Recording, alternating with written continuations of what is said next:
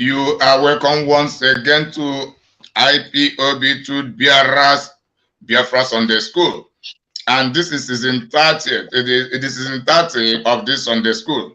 Even though I forgot to write about the 30, but I will correct it later. This is season 30 of Biafra Sunday School with IPOB Truth Bearers.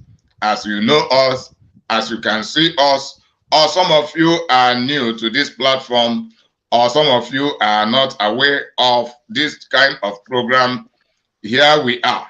We are IPOB Truth Bearers. We have come once again as God has called us to always come to be lecturing our people via Biafra matters, and according to the vision and the mission of the great leader of the indigenous people of Biafra, Mazi Nnamdi Kanu, because he and his mission and his vision are our focus. We don't focus on any other thing, so we cannot be distracted. So that is what we have come to do, to develop your mind once more, to develop you more and more, to progress your mindset, to progress you with orientation, reorienting our people with God-given messages from us, from Mazi Nnamdi Kanu, while we keep lecturing our people, decolonizing our people, because we have been age-long being colonized with colonial education. And this is no more the time of colonial education. This is the time of our indigenous education, because we should learn how to be developing ourselves with our own education, educating ourselves on how we should live as a people, with our own value, with our own reasoning, with our own purpose, and with our own interest. Then if I may ask, who is he that created the education that the Westerners have in their schools? Is it not themselves that created it? And that is the reason they do well. And the reason we are not doing very well like them is because we never created our own education. Rather, they created their own education and give to us with their own interest, with their own mission, with their own benefits, and it becomes colonization. So now it is a revolutionary mission that we are, that people may not understand. And the quality of our product is too high for a common person to comprehend instantaneously. However, we are doing it for those who can be able to comprehend it immediately. And it is also a means by which we keep legacy for the present and the succeeding generations of Biafra and humanity at large, because we cannot wait, we cannot relax to be watching our people perishing. And without knowledge, the people cannot move the right path of life, because that is the reason the Bible says, in all your acquisition, acquire wisdom, acquire knowledge, acquire understanding. Understanding is about right concept, while wisdom is the application of relevant knowledge and applying it rightly. That is understanding. That is wisdom. Then knowledge is know-how, knowing how to do things. One of the reasons many people cannot do the things right, even when they wish, is because they do not know how to do it right. And that is the reason we are IPOB Truth Bearers, and we come to educate our people on how to be doing things right, directing them on how to be applying the knowledge. And our own is, why you listen to us and do what we ask you to do, you begin to see the results immediately. We are not promising you 2023. We are not promising you everything. We are just promising you, just listen and see your next step. Always watch before you leap. That is what we do here, so that you will not be carried away, so that you will not be misled by other people, because our programs are based on the truth. It is based on the truth. It is not based on compromises. We don't mix truth with lies. And that is the reason we are selected. As you can see, we are just three here. And it doesn't matter whether other people want to be millions. And when they are millions and lying, it means million people lying to other millions of people. But We are three and we are speaking the truth. So that means we are doing greater work than those who are millions and lying to other millions of people. And because we are liberators, we liberate you psychologically, politically, otherwise. That is what we have come to do.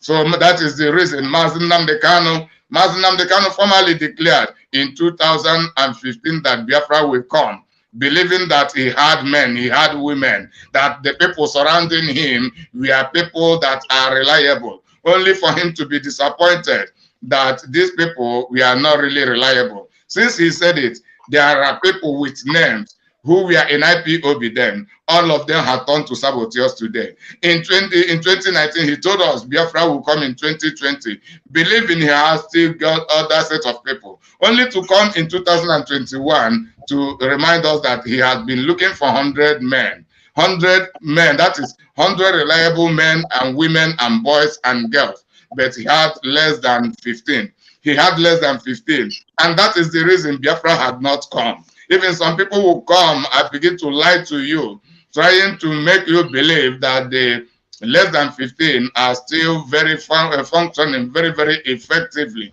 It is because they are less than 15.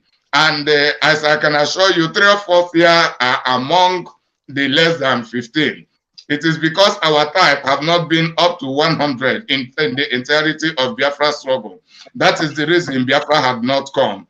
So if these people had been so reliable, Biafra should have come in 2015. People like me might not even join the Biafra struggle. I will only be enjoying Biafra. But today, due to people's irreliability, Mazi Nnamdi Kanu is still looking for only 100 reliable people, of which we here are only 3. So, however, by the grace of God, we keep functioning. We need people with integrity to be promoting our program, to be joining us if you are reliable, because we don't deal with all the irreliable people. So that is the reason we always come and declare our stand, to come and declare our vision, to come and declare the truth, to come and that it is important that we get our freedom as we can pay the price. I am your serviceable servant, as you know, Evangelist Inimaka. I heard from Ohafia. Ohafia is in Abia, and Abia is in Biafra land. I domicile in the city of Valencia, Spain, from where you are listening to me from. So I want to hand over the microphone to one of my comrades, which is Mama Patricia. Patricia Onwume, for her to give her preliminary words to Biafrans and the world at large while introducing herself. Thereafter, Veteran Silas will take over the microphone. Mama Patricia, go ahead to with your preliminary word and your self-introduction. Thank you, Collins. Thank you for this opportunity. Biafrans, good day, good afternoon, good morning, good evening. You're highly welcome, those of you who are here with us. And if you have come, just get contact with your other friends. Let them come and be with us and stay with us so that you can equally air your view or your opinion. Because Nazi says, what makes us human is the capability of reasoning and asking questions. Because what you have done and you have repeatedly been doing that, and is giving you the same result at a time as a human being that God created different from animals. You need to ask yourself, why am I repeating and doing this same way of doing things and I'm getting the same results? It is time for me to change and do it in another way to see what different results it will bring to me. So that is why you are needed to be around so that you can know where we all have been doing it the wrong way so that we can do it the right way. We can as well ask ourselves, why is it that just one man, the servant of the Most High God, Mazi Nnamdi Kanu, was able to do much single-handedly. And now that we are in millions, we are still marking time, running around the mountain, and we have not yet crossed over. What is the problem? That problem lies with you and with me, because it seems that we have not done exactly the 10 commandments that lead to the freedom of a nation, of a people. It has a commandment, it has a way of doing it, and which must have declared to us. He told us plainly what it takes to get Biafra out, what it takes to be free, and that which it takes to bring us out from bondage. Are we applying it 100%, or are we leaving it for man out and start from where he left it? We should not allow that. It is time for us now to get up and wake up, because we have seen the handwriting on the wall. If we were still dreaming and sleeping, thinking that somehow magic will happen, or somehow God will start throwing manna from heaven. He has given us what it takes to make it. We don't need to expect angels to come and do it. Israel didn't expect angels to take them to the promised land. They moved out first. They moved out first, put all their energy to get the promised land, and God gave them the strength. Just like David saw the Goliath bigger than him, but he trusted in his God and moved out in that spirit, and God gave him the power to overcome Goliath. The same thing that we Biafran, which seems to be small and little, we seem not to have anything, but the battle belongs to God, not man.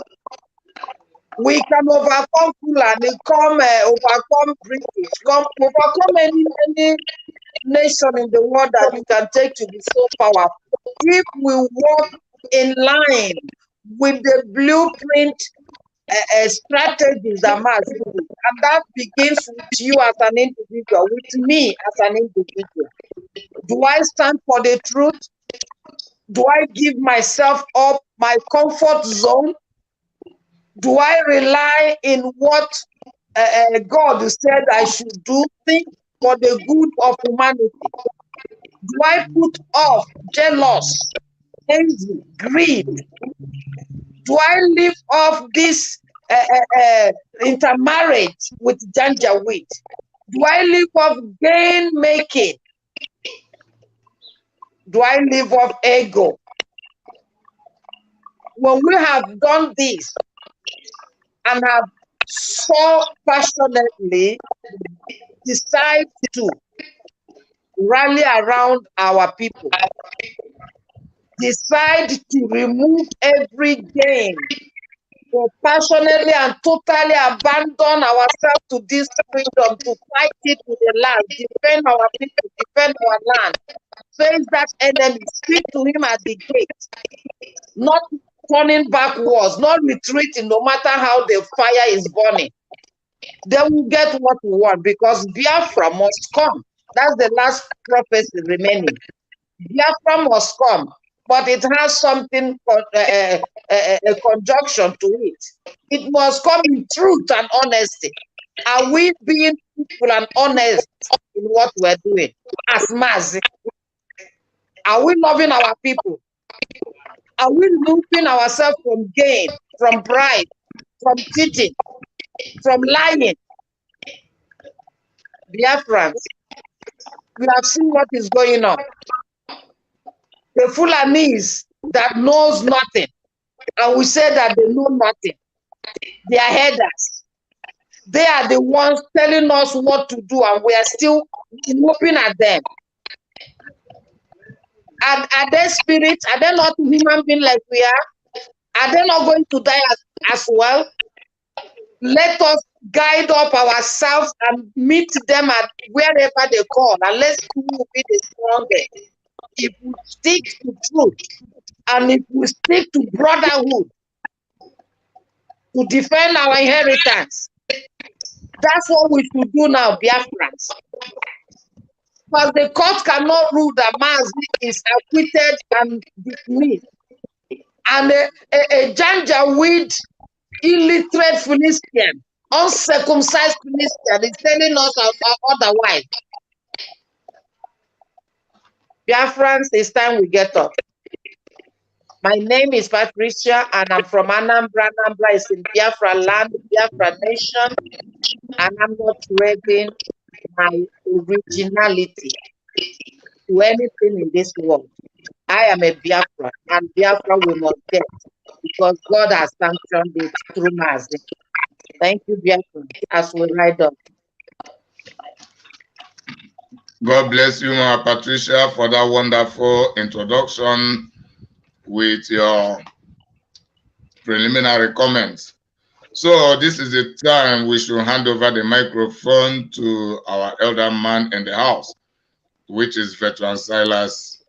Veteran, I don't know if you're available. If not, we carry on with other matters. When you come back, then you introduce yourself properly as the program continues. So I think the next thing we should do now is, first of all, we praying. We are going to pray as usual, because we cannot leave God by the side while doing whatever thing we are doing. So this is the time we are to call upon God. We are to call upon God and committing our proceeding to His almighty hand. As usual, we are going to pray with our leader, Mazi Nnamdi Kanu. So without further delay, we are joining Mazi Nnamdi Kanu in his prayers. Let's go out and tell the whole world that we are live and that we are direct, and heaven is bearing us witness as always. My name is Mazi Nnamdi Kanu. I am the leader of the indigenous people of Biafra, the largest mass movement on the face of this very planet Earth. I am the director of radio, Biafra and Biafra television, and by the very special grace of the Most High, now and forever, I would remain a servant of the wonderful people of Biafra. This evening, we are going to preach this very gospel that we have been asked to preach. This evening, we are going to bring enlightenment. This evening, we are going to make sure that some of the things that you were unable to understand nor discern, this evening will be laid bare for you to appreciate the enormity of the mess that the damnable zoological republic has fallen into. But before that, we are going to pray a very brief and a very short prayer in the language of the ancients, because our land is the very oldest habitation of man on this earth. Chineke na nke pụrụ ihe niile Chukwu okike abịa ma. Onye ihe niile kere ka na-agba aka ebe ịhụnanya ya na ebere ya mara ya na ọmịiko ebe ndị ya nọ. Onye anyị na-aja mma wee na-efe mgbe niile n'ihi na ndị Igbo otu ga-ebighị ebi. Ọ bụ ugbu a ka anyị onwe anyị bụ ndị dị ndụ ghọtara n'ihe nọ n'ime aha gị nna nke ebere dị ngọzi, n'ihi na ị dịghị anwụ anwụ. Ọ bụ naanị gị bụ okike, ọ bụ naanị gị bụ mmalite na ọgwụgwụ, ọ bụ naanị gị bụ Chineke nna nwanne otu onye na-adịghị agharịpụ ndị ya, onye mmeso ọma ya na-akarị n'ime ndụ ndị niile bụ ndị ije onwe ntụkwasị obi. Ọ bụ n'ihi ime anyị ji wee dị ndụ mgbe ruo n'ụbọchị nke taa. Ọ bụ gị onwe gị mere anyị ji wee na-eme ọnụ wee na-anya isi wee na-aba mba si na Biafra ga-abịarịrị. Ọ bụrụ na ike aka nke anyị onwe anyị, n'ihi na ihe ọ bụla nke gị onwe gị dị nsọ dere ijewe ya ebe ị kpebiri n'ime mmụọ nna nke ebere dị ngọzi na Biafra ga-abịarịrị. Onye nna Chineke nna nke iwe onye mmadụ dị ndụ pụrụ ime. Ọ bụ ya mere ka ha rapụ ndị kụnyere wee na-ekwutọ wee na-akọtọ Biafra nna nke igwe. Ndị dị etu ọ bụ ndị ji ala wee na-ezere mmiri n'ụbọchị nke taa. Onye ọbụla pụtara wee sị na Biafra agaghị adị, onye dị etu agaghị adị. n'ihi na Chineke ọ bụ naanị ka anyị na-efe anyị na-enyefe arụsị anaghị m efe arụsị ọbụla nke ndị ọcha butere na nke dị nsọ anaghị m efe arụsị ọbụla naanị ka anyị na-akpụ isi ala nye ọ bụ eji wee na-aza anyị oku mgbe ọ bụla anyị kpọkuru iwe ezi anyị oku anyị wee na-arịọghị mgbaghara mmehie anyị wee na-arịọghị ịhụnanya gị wee na-asị gị onye kere eluigwe maka elu ụwa Chukwu okike abịa ma biko bịa ka iwe leta ndị gị n'ihi na ụmụ gị na-atakwana ahụ wee na-atabighị ya oke ndị na-abatakwa n'ime ala nsọ bụ Biafra onye nwe m na Chineke na kama chi gị si wechụrụ aka azụ na mgbe gara aga tinye ọgbaghara n'etiti ndị dị etu a ị ga-etinye ọgbaghara n'etiti ndị iro bụ ndị janja wide eze ebube dị ngozi n'ihi na dịka anyị si wee rịọ ime ụka kasị ha wee baa ha ọnụ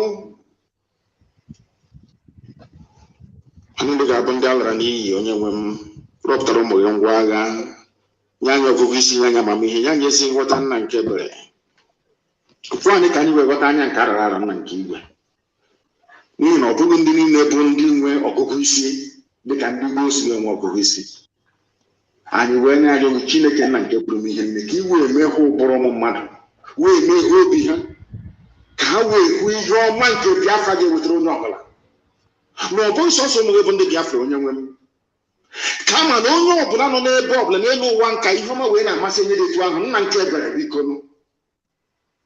kwe ndị etu a wee kwe ka Biafra wee bịa ka ndị isi ojii n'ụwa niile wee hụ ihe gị na ịma mma gị n'ime ndụ ndị anyị wee na-arịọghị ezi ebube dị ngozi ka iru gị wechaa n'ebe anyị nọ anyị ọkwara gị chi ọzọ ewezụga gị o nweghị onye ọzọ ka anyị na-akpụ isi ala nye ma ọ bụrụ naanị gị anyị wee na-arịọ gị n'abalị nna nke ebere n'ụtụtụ ihe abalị n'ihi na ụmụ gị gbasara ka ọgbaka n'ụwa niile ka iwe kpọkọta ndị gị na oge ile mgbe nna ọbụla jalachi na-apụ ya ezi dị nsọ biko mere anyị amara bịa ka iwe nye anyị Biafra na ndụ na-abụrụ gị n'ọnwụ onye nwe m na Chineke nna lekwa aja niile ka anyị na-achụrụ gị ezi ebube dị ngozi anyị wee na-asị onye nwe m na Chineke na onye bi n'ime igwe onye ọbụla anyị na-ahụ na nzuzo onye na-ahụ obi mmadụ dị ndụ nna nke igwe onye dịra anyị ozi nke anyị onwe anyị na-aga nara otuto niile na nrube isi niile nara ịja mma niile ịkpụ isi ala onye nwe m nara otuto n'elu otuto nna nke ebere dị ngozi ka ọ ga-abụ na ikpete m azụ ụwa niile ga-asị n'ezie na ụmụ Biafra bụ ụmụ Chineke anyị ga-aja aha nsọ gị ma too gị ma gọzie onye kere eluigwe n'ụwa ugbu a mụrụ mgbe niile ebebiga anya ya ise ọkwa n'ozi ọma Chineke ka anyị na-agbasa.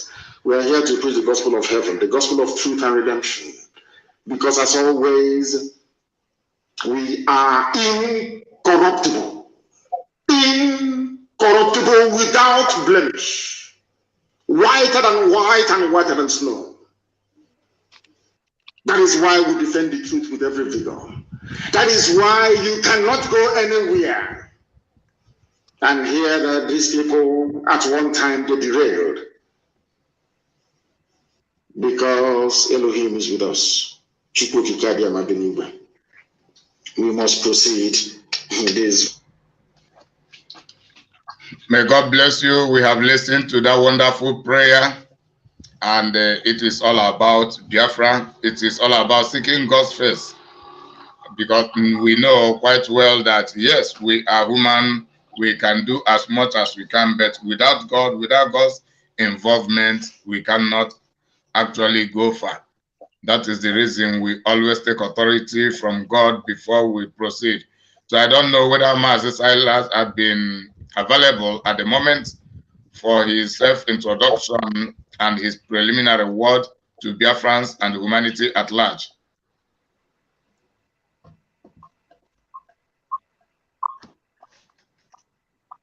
Okay. Having said so, we are going to begin today's program. We are going to begin it. At least we have our messages for today. Nigeria bribe every ambassador that comes in Nigeria, they give you loads of money, so you will never report what is happening in Nigeria. Nigeria bribes every ambassador that comes to Nigeria. They give you loads of money, so you will never report what is happening in Nigeria. Nigeria can never ever be fixed. It's broken beyond repair. Can never be fixed. That is how you have been taking over our land, raping our women, abducting us, and killing us. We came out at some point, you killed us for no reason. Shia people came out at Abuja, you shot them for no reason, no reason. And all of you saw soldiers with live bullets killing people in broad daylight. No major news outlet carried it in the world. They've bribed all of them. I'm saying it on camera. And I wish that the US Congress can call me to testify. The American ambassador, that woman took bribe from Nigeria. Nigeria bribes every ambassador that comes to Nigeria. They give you loads of money. So you will never report what is happening. You don't know that. I'm saying it live. I wish they can call me in America, come and testify. I will do so. The British High Commissioner is as corrupt as the devil. That woman. She was the one that was responsible for the murder at Lekki. When she went to see Tinubu, I warned everybody, look at this woman, the army will open fire. Not up to 6 hours to open fire, that woman. Get on the line. All of you are just looking because most of you are blind, you cannot see. And you're taking more. You see things like mere mortals cannot see. That is why I know him is with us. That is why everything I say comes to pass. It must happen, it must come to pass. I told them that when we were giving thanks and praises to him, I told them that this horn that we are, this trumpet that we are blowing, anybody who gets in Nassau will go there. How many days? And there was fire in Nassau for the very first time. This will be destroyed. Not that we may just get there, so that when this story is written, our children will know that God did it, not man. Man put their faith in their chariots.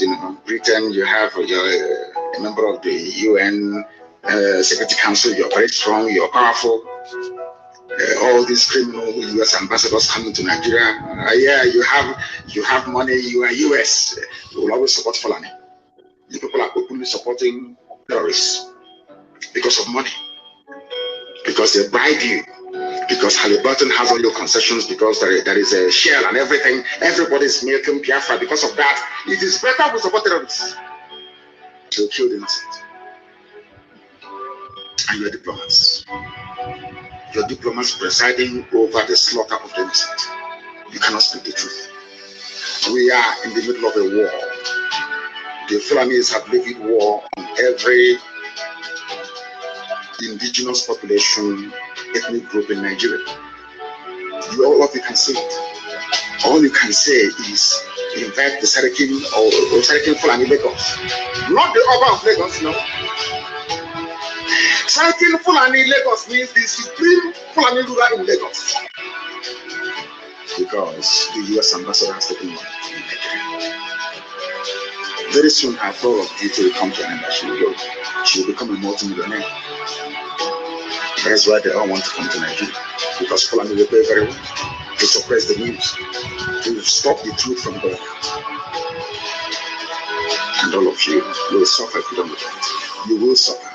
Mark my words, somewhere, you will suffer if you don't repent from your evil ways. You take money from murderers and from killers to suppress the truth.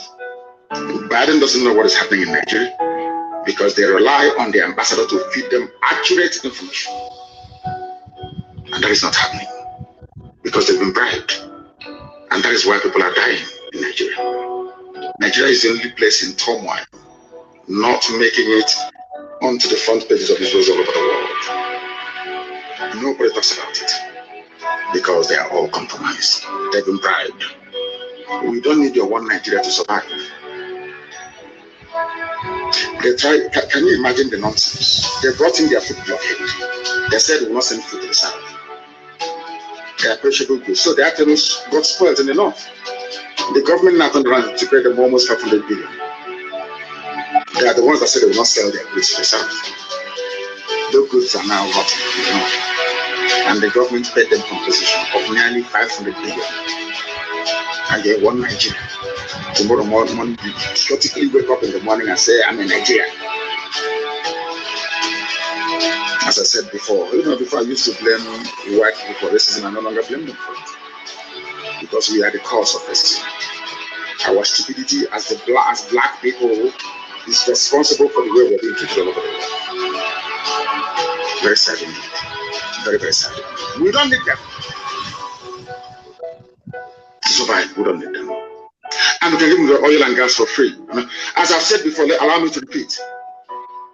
The oil, apart from granting citizenship to every northern Christian, I mean go north, I mean the Sharia, Arewa, Janjaweed north, you will all live in Biafra land where you can practice religion without fear or favor. Another thing we're going to do is to pipe free oil and gas across the whole of West Africa. In Biafra, Oduduwa will receive oil and gas for free. You see, Benin Republic, oil and gas for free. Togo will receive oil and gas for free. Ghana the same. All the way to heaven knows, I think, Western Sahara. Do you know why? Because we want the economies of all these countries to grow as well, because they're going to buy our goods and services. They will buy our goods and services. That is why we need the economies to grow as well. If Biafra will offer free oil and gas to the entire West African community, to tell you we don't need oil and gas to survive as a people. We are not fighting for Biafra because of oil and gas. We are fighting because it is the will of God, and we want to be free. We are free people. We were free before the white man came, and we shall be free once again. And as I've been telling people, and they do not, or some will not understand or hope to understand, what we are doing is of the spirit. The likes of Shoyinka must stand up to speak the truth. Obasanjo, you must speak the truth.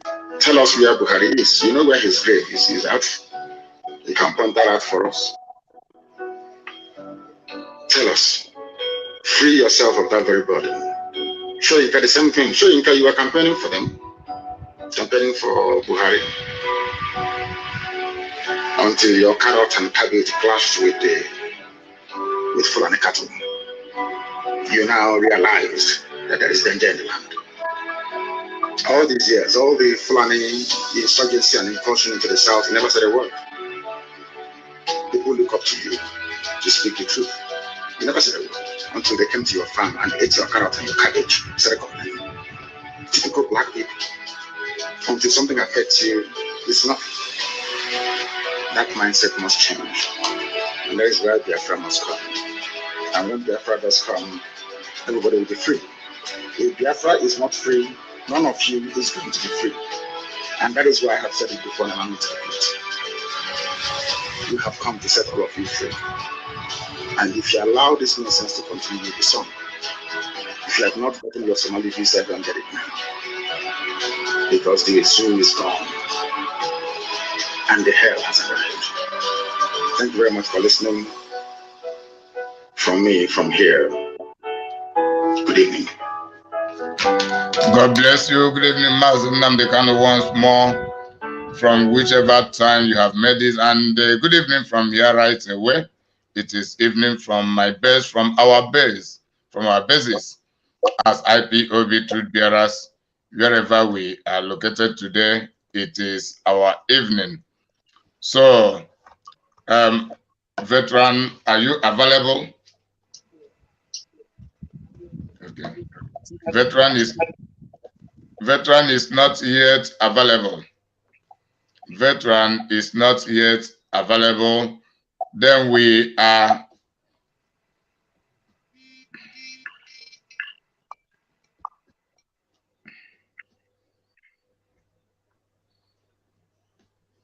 okay. Are you hearing me? Yeah, I'm hearing you. Okay. So go ahead.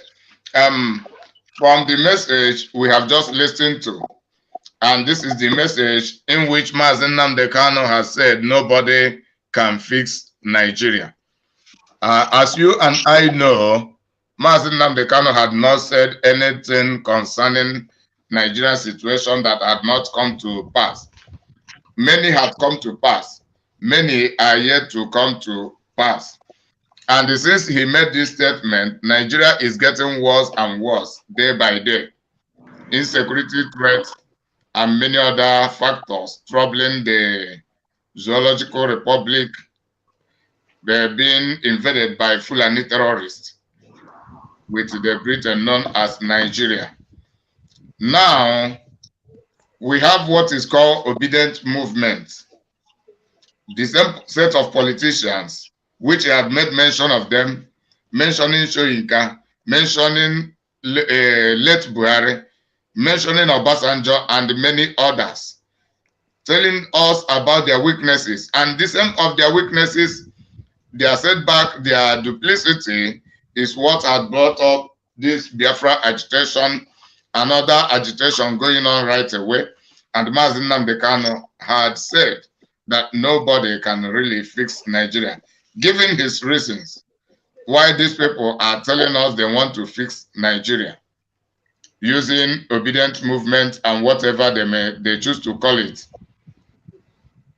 Obedient movement and whatever they choose to call it, trying to deceive us by letting us know that they can fix Nigeria.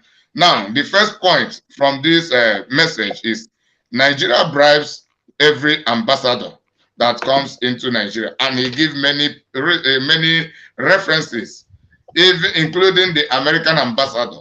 And that is the reason every ambassador wants to go to Nigeria, because the person knows as soon as he goes to Nigeria and be bribed by the Fulani terrorist government of Nigeria, the person, the ambassador, will become a billionaire overnight. So, having said so, this means that none of the ambassadors should be dependent. We can't depend on them. They are not reliable, and the freedom we are looking for cannot be gotten from their reports, because when they are bribed, they will be reporting in favor of the Fulani terrorist government of Nigeria. On my own, I begin to reason that this is one of the reasons both the Britain, the America, and many other people are not talking about the evil going on in Nigeria. They may say that Nigeria has been listed as a terrorist nation. Thereafter, they will go and relax. What next? No declaration of Biafra, no call for referendum, no release of Mazi Nnamdi Kanu, and there have been no better change. Rather, they are still empowering the same people to keep on terrorizing us. So what do you have to say? Say the other one, British High Commissioner as corrupt as the devil. British High Commissioner as corrupt as the devil. Giving some instances that this British High Commissioner, Katrina Lyne, is responsible for Lekki killing. And he said it that day, he declared it, that this British commissioner coming out that the indigenous people should be very, very careful, because Nigerian army may begin to shoot the people. And just 6 hours after he had made the broadcast, they began to kill people in Lekki toll gate. And the worst part of it is that they have denied that there was a video. I will trace the video to see if I still have it.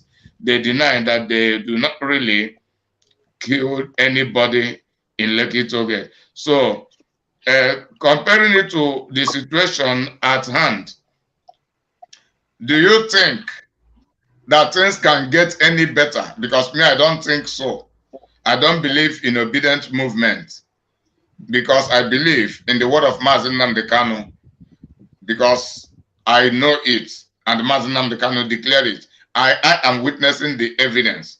So what do you have to tell the obedient movement, and what advice do you have for entirety of Nigeria?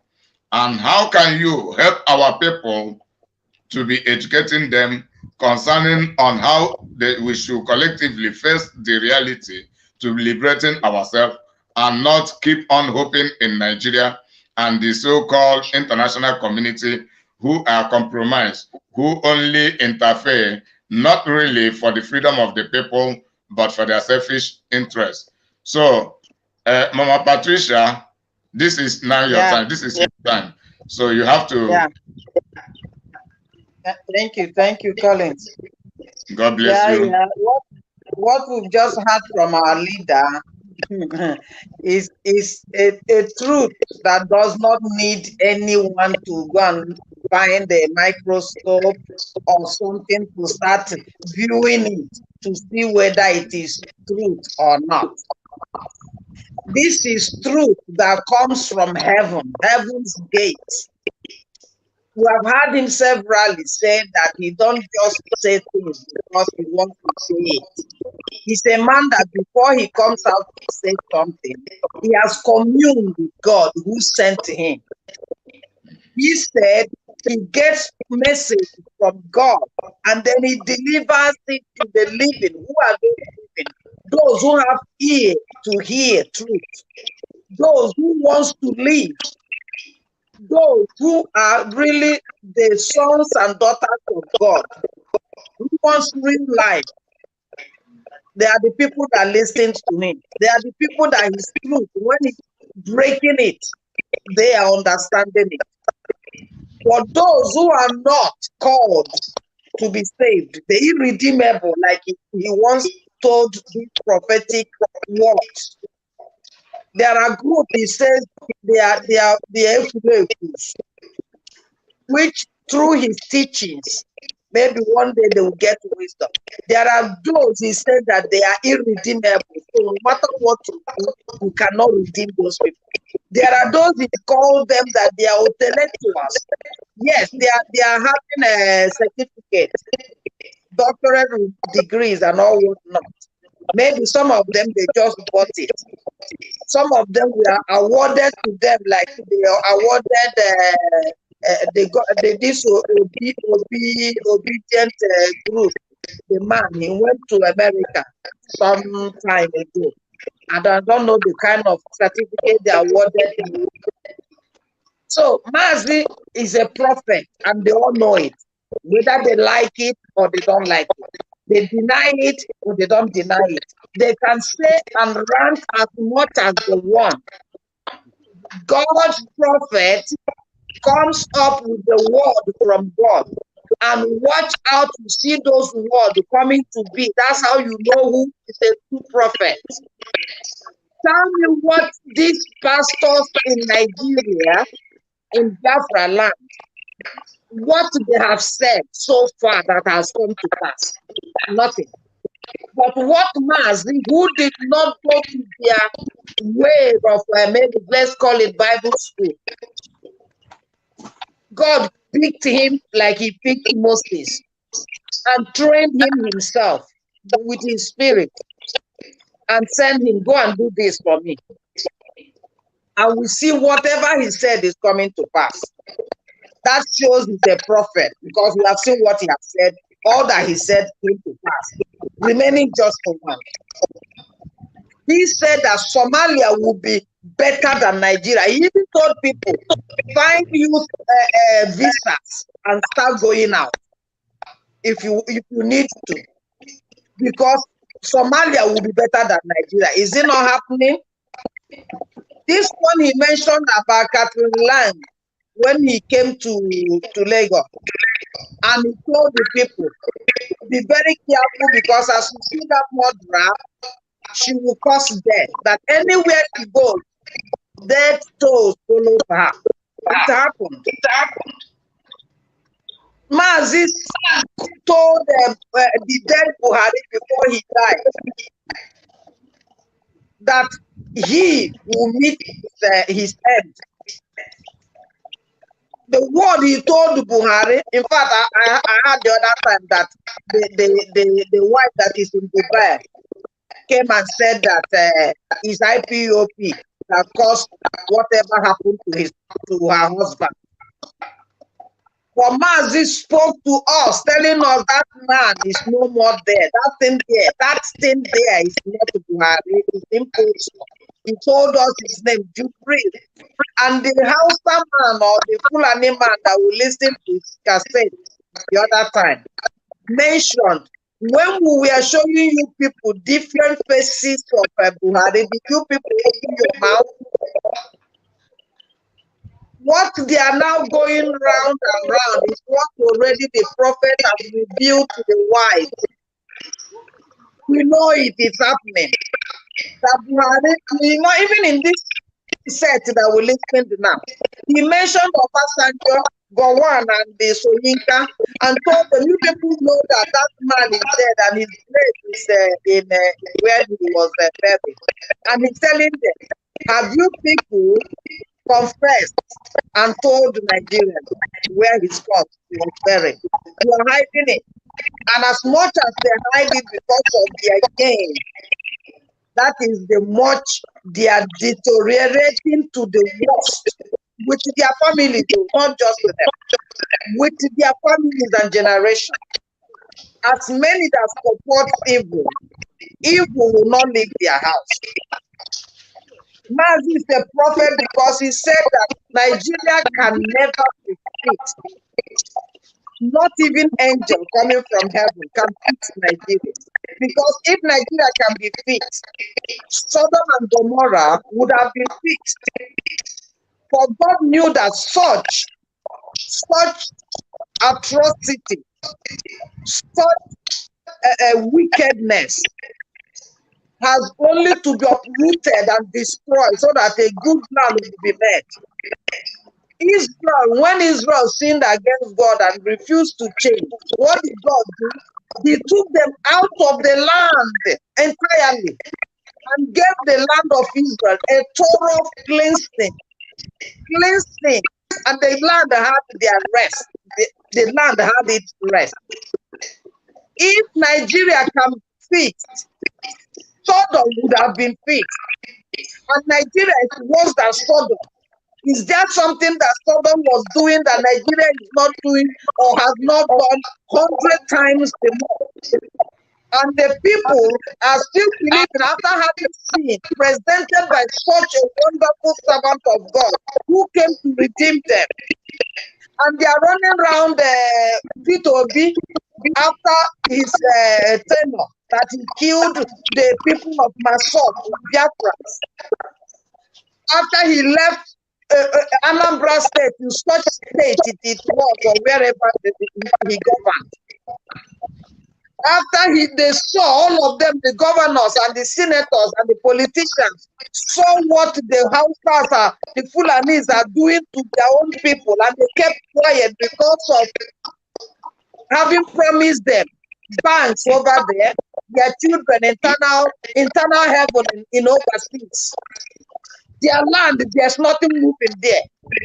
All of them are supporting their masters. I saw Peter Obi with Katrina Lang. I don't know whether he went to London or where he went, Peter Obi. And they sat down. I don't know what he was signing, but Katrina Lang was standing and Peter Obi was signing something.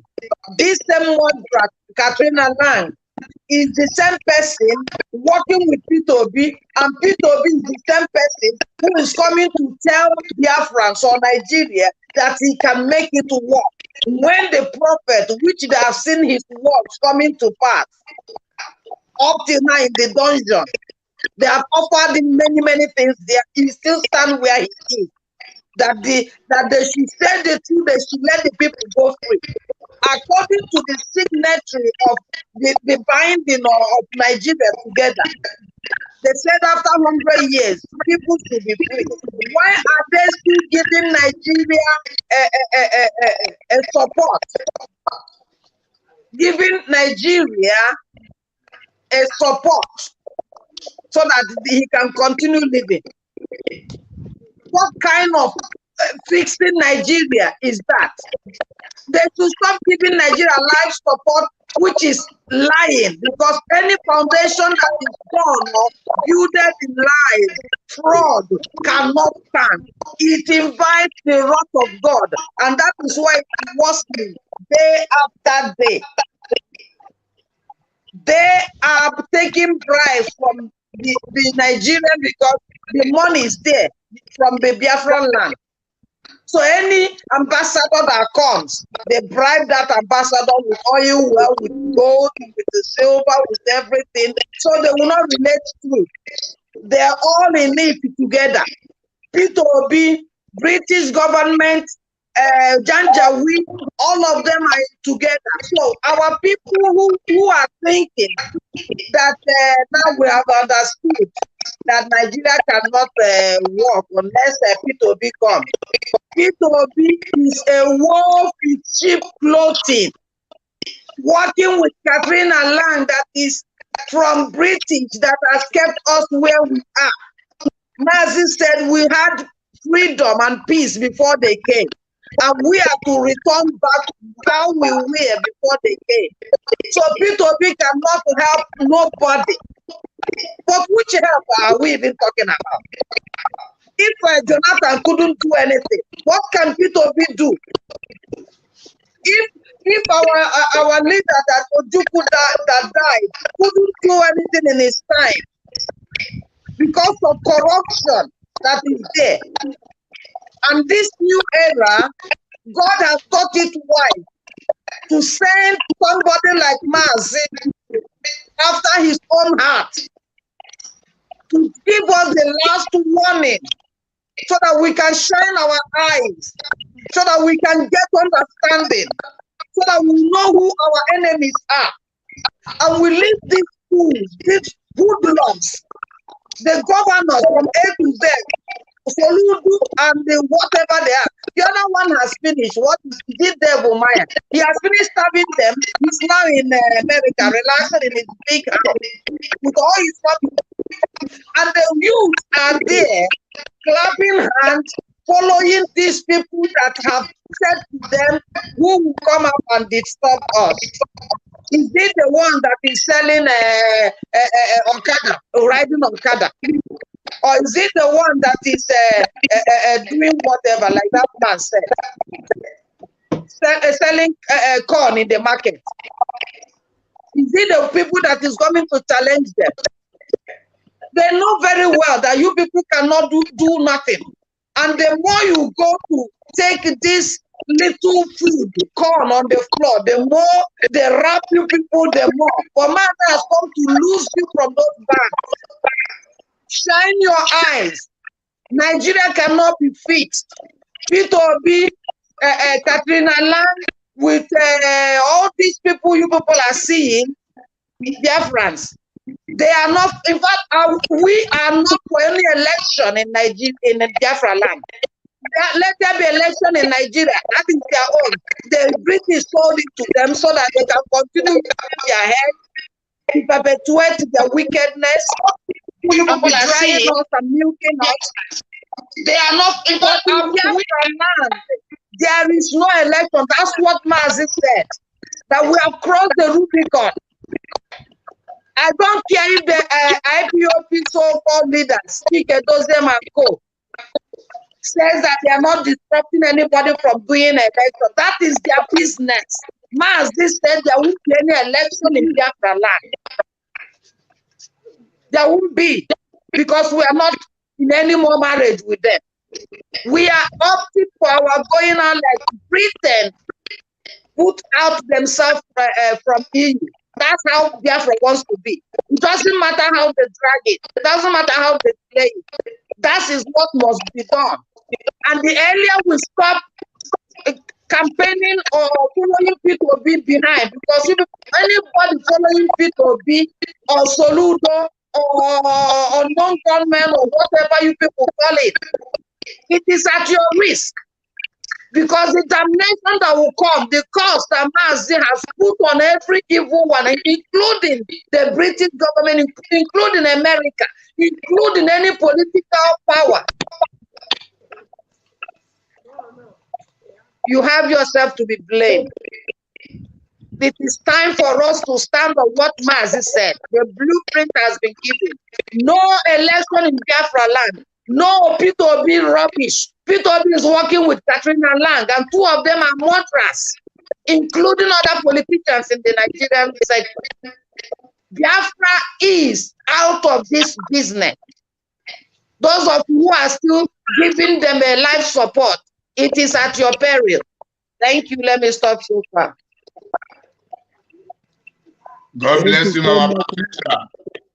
God bless you for that wonderful top-notch which you have given to Biafrans and humanity at large. So we are doing what we are supposed to do. because we are your excellent educators. Other people will lie to you. They will compromise using what they call political solution. In the process, you discover that some of them are working with politicians. They go there and get their money, and they are still interested in one Nigeria. Even some of them may be associates or relatives to some of these politicians, then putting their own sentiments. We know that, however, we come from somewhere and there are no places. We come from Biafra land where we have no politicians. But what makes us different is we, being people of integrity, from the sentimentalists who say yes today, tomorrow they will say no. Those who call evil good and call good evil. So people may be lying to you. All we owe you is the truth. All we owe you is the word of freedom. All we owe you is the good education. And you owe us your attention and your obedience to the proper education. That is what will set us free. And that is what we have been doing. P2B cannot actually help the situation. You may want to argue with us, or you may pick offense with us. But what we are telling you is what will come in the next 1 year. I remind you of, because we know certainly that Obi cannot change anything for good. Signing documents with Katrina Line is all about renewal of their agreement to protect the unity of Nigeria under the covenant of the Nigerian cabal. They have told you, they have told all of us that certainly they will protect one Nigeria, even with the last drop of their blood. So it is about that is what they are signing, disguising it, telling you another thing, lying to you. And what they have done now is they have discovered that the mind of the masses are with Peter Obi, and that is the reason they are protecting Peter Obi. But their agenda remains the same. The agenda remains the same. It is all about using the politicians, the Fulanis, and the traditional rulers, including some religious leaders, to be marketing everything we have, even including marketing our future, marketing our life, then sharing the money, taking little for themselves, while the Britain open their hand and they collect the rest of the people. And that colonial power makes it that we cannot develop our environment. There cannot be industrialization, because whatever you want to manufacture is what the foreigners sell to you. These are the secrets you do not know. So it doesn't matter who wins the election. What matters is their interest.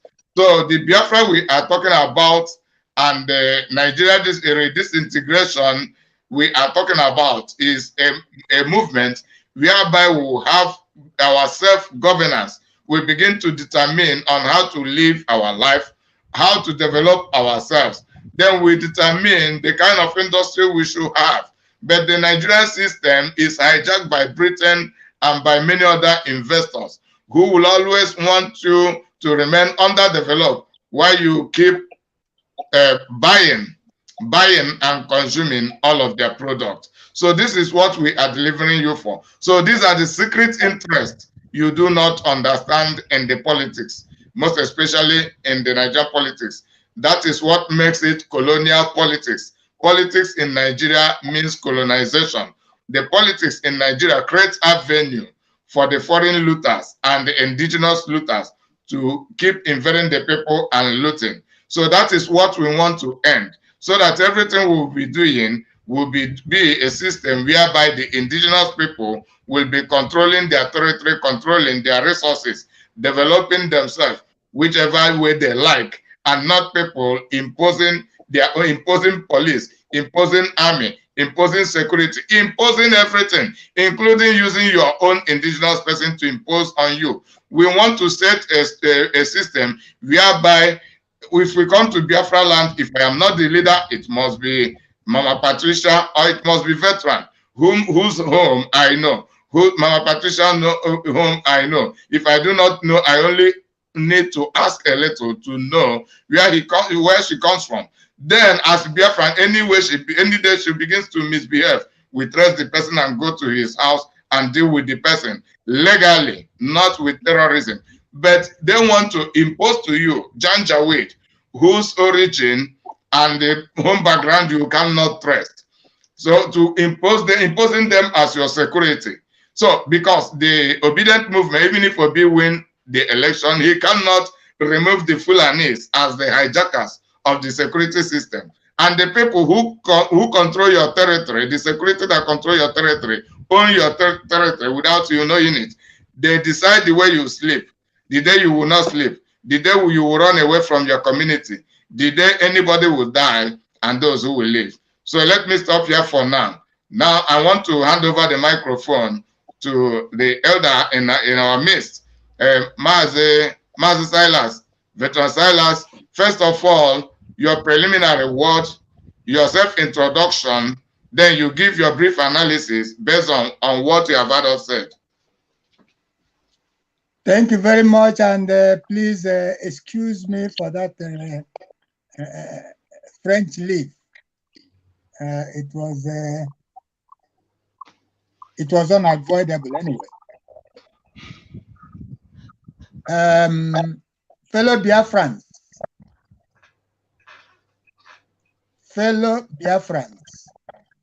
I salute you all. I salute you all. You are doing great. And may Chukwu Okike Abiyama continue to protect and guide you all. As many of you as are still faithful to our great leader, Mazi Nnamdi Kanu, the prophet of the hour, the prophet of our age, the God sent, like Moses, who is taking us away from bondage, from darkness,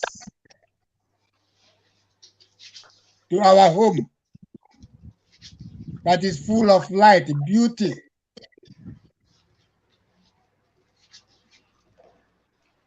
It is a thing of joy that there was a pronouncement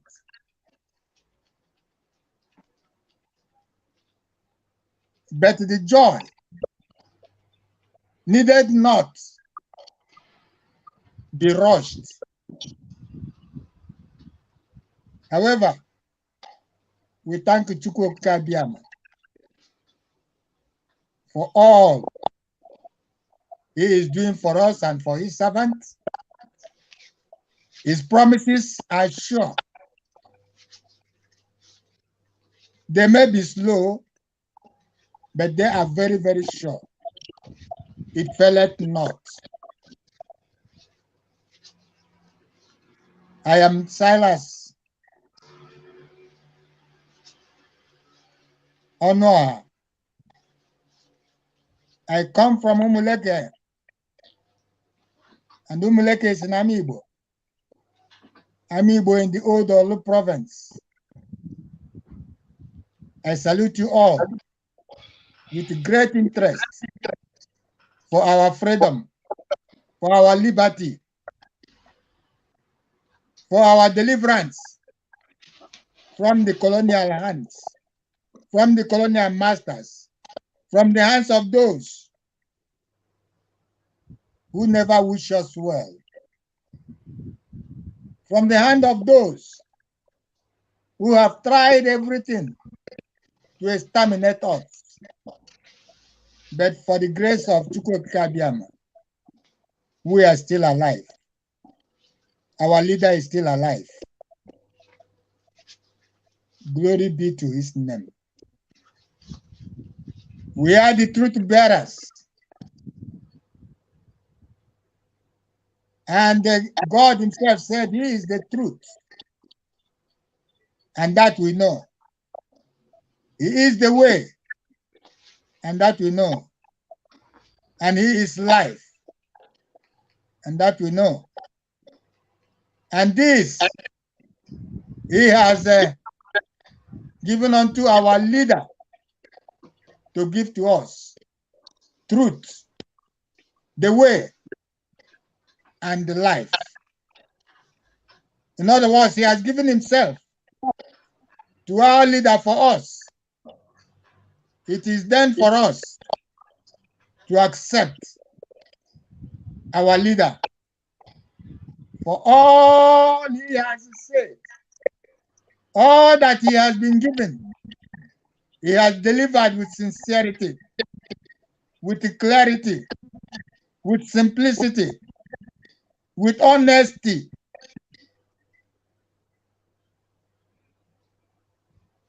Our betrayal will cost us a lot, because he already saw it and told us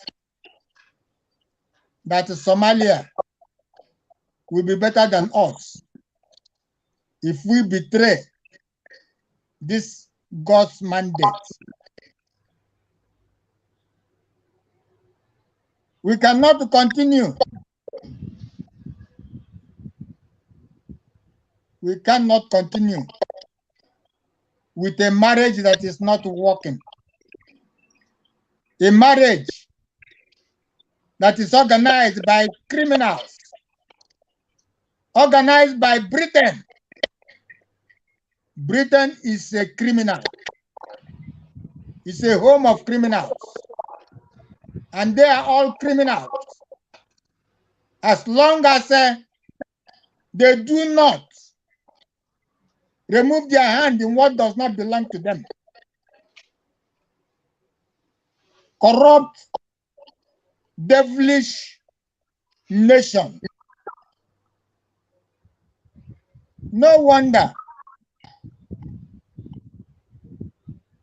IPOB is running around them. Peter Obi, the Obi Kererente, that will never grow, that will never come out of bondage, going once more to sign his agreement with his bondage. Are you following him? Following him to sign that agreement? To remain in bondage? To remain a slave forever? They said he said the truth someday. And the Nigerian government came after him, said they are going to arrest him. Because for once in his life, he noted that the oil that is carried away is not being robbed by any person. It is the Nigerian government that is stealing the oil of the country. And it was testified by the pipeline guys that the ship that come to carry this oil carries over 1 million barrels of oil. How can the nation say they do not know about it? Whether Britain or in collaboration with Britain, they are doing it. This is you, Biafra. Your wealth is being looted. Looted all around. Wanting to leave you nothing. But thanks to our leader, Mazin Nnamdi Kanu, he said before oil, we were alive and we were wealthy. And Britain confirmed it. There was no oil when they came. They didn't begin to annex oil as they came. They saw we were wealthy, we were doing well. And now that there is oil, we would have done much better. But they decided to steal it, to loot it, and to loot us dry, and to kill us because of it. Our leader said, carry the oil, go. We don't want the oil. We want freedom. Freedom is much more important than oil. Carry your oil and go. Go and drink oil. Leave us alone. Let us be able to harness ourselves. Let us be able to fix up ourselves. Because we are God's people. God has endowed us with so many talents. Israel has no oil. In a desert, they could produce things which people in the tropical region cannot produce. And we are able to do that. This is why you want to kill us. The productive area of a zoo, the heartbeat. Now you want to scheme us. And the stupid people like that dwarf of Kaduna said it before. He will make us irrelevant. And his brother that is following this almost dead man called Tinubu repeated it. They will make us irrelevant. And you are there following IPOB to be in one zoo. But we are saying, we Biafrans, with our leader, Mazin Namdekano, have said and have told you clearly, we are not Nigerians and can never be Nigerians. Let us go. We are not interested in your elections. Election cannot be done in Biafra land. The only thing that can be done in Biafra land is referendum. Letting us go. For your election, we are not interested. And anyone talking about the election in Biafra land will die. Will never live to see this election. We are not interested. IPOB, you are a killer. You are a killer. You are a killer. How many times have I said it? Because you want to promote yourself. Like you saboteur politicians in Biafra land have always done. Look at somebody like Ihejuaha, who won the election in Imo State. And he was pushed away. And his votes handed over to the killer, Uzodimba. And now he has come back to begin to clamp on the Biafrans again. Because they have baptized him. The Fulanis have baptized him. And they probably have promised him of recompensation for what they did to him. Because he was in good spirits when he won the election. And that was why Biafrans gave him that vote. But now he has gone, he has changed. And he is coming back to be worse than Uzodimma, or whatever he's called.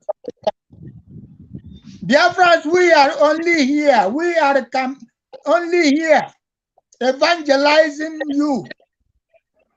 We are here on evangelization. We are here talking about the truth.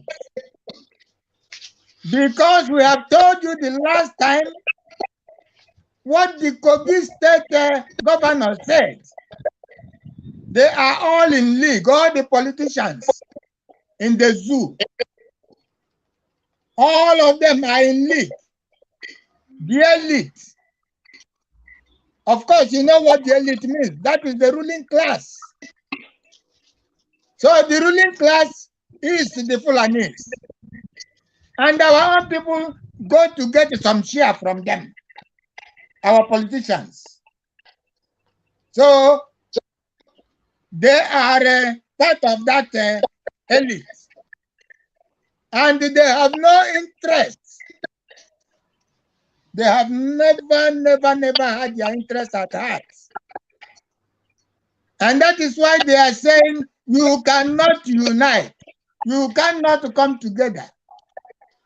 And even they made it categorically clear that your Okada riders in Asaba, kerosene sellers in Lagos or West, the vulcanizers in the East, how are they going to come together? They have not even seen food to eat. What more? Coming together. He said it. He challenged us, me and you. He challenged us to come together. He challenged me and you, kerosene seller, Okada rider, organizer, whoever you are, computer village. He has challenged us by telling us we can never come together. They have mortgaged our hearts. Our dignity they have taken away from us. We have nothing but hell. What do you understand by that? Nothing but hell. We are on fire. We are damaged. We are on perpetual poverty. We cannot even manage anything ourselves. Then if all these things, all this war is what we are passing through, how can we come together? And you can see it clearly. Because of this wretchedness, because of this poverty, we are selling ourselves. We are sabotaging ourselves.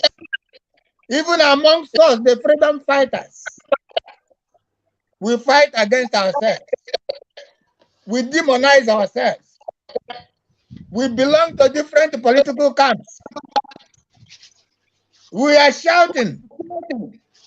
We are not going to interfere with election in Biafra land. And these are the people who are given the mandate to take care of IPOB, to take care of the legacy of Mazin Nnamdi Kanu, who said there can never be election in Biafra land. And Chike Dozem and his group are saying, we are not going to interfere. Of course, in Soludo's era, they called off sit at home. They wrote to the whoever and called on Biafrans to come out en mass and exercise our franchise. Voting is our right. Whether they understood what they were saying or not. And now they have made another statement. They are not going to interrupt elections. Look at the cream of people. And yet somebody is there blowing his mouth and whatever and saying that the 15 men are there. Who are these 15 men? Mazi said he has not even found 15 men since 2012 he started. Those he had in mind as making up this, the few, even the 10 men. We are people like Mefo, because he was intense with Mefo. We are people like the other one. Some of them that looked like They were passionate. Looked like they were born in the spirit. They were one in the spirit with the leader. Who else? Is it these touts that are running around? And what a shame! What a sad event! That even our lead council, who is much learned, a learned gentleman, a son, to begin to give kudos to these people, bringing division into this family. The division that has been there. He is effeminate, perpetuating it. The media warriors, he gave kudos. Chike Doziem and those he single-handedly selected to give kudos because they were the reason for the judgment passed at the appeal court about our leader. They couldn't even restrain. And they rushed into celebrations. Does that call for this rush? Can we not apply some kind of reserve?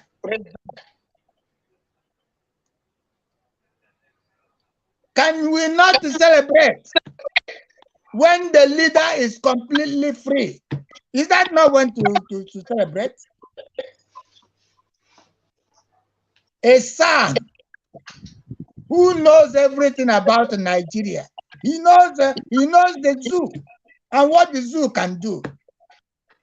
And he came out to celebrate it. And what did he do by that? One can begin to read a lot of meaning into what he did. And that is to bring down the hands of Biafrans. Oh, your leader have been given victory. So why continue? Why do you have to continue talking and continue with sit at home and continue with whatever other programs? Oh, your leader has been given a freedom. But the freedom still a cage. Still cage. He is not walking the streets of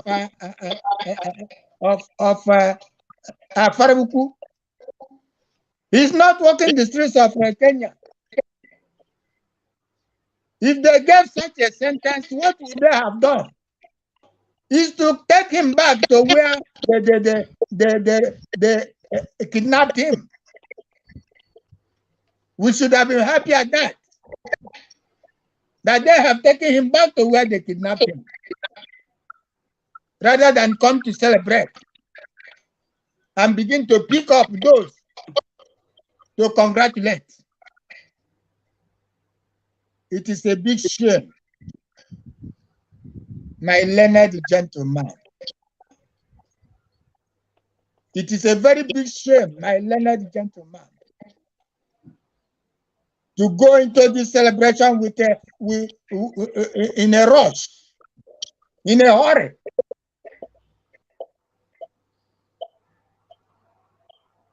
I wonder how much you people care for this Biafra. And one begins to imagine whether you want this Biafra to come or not. Because with all this attitude, with all these characteristics, with all that you are combining, it doesn't seem you want the Biafra to be actualized.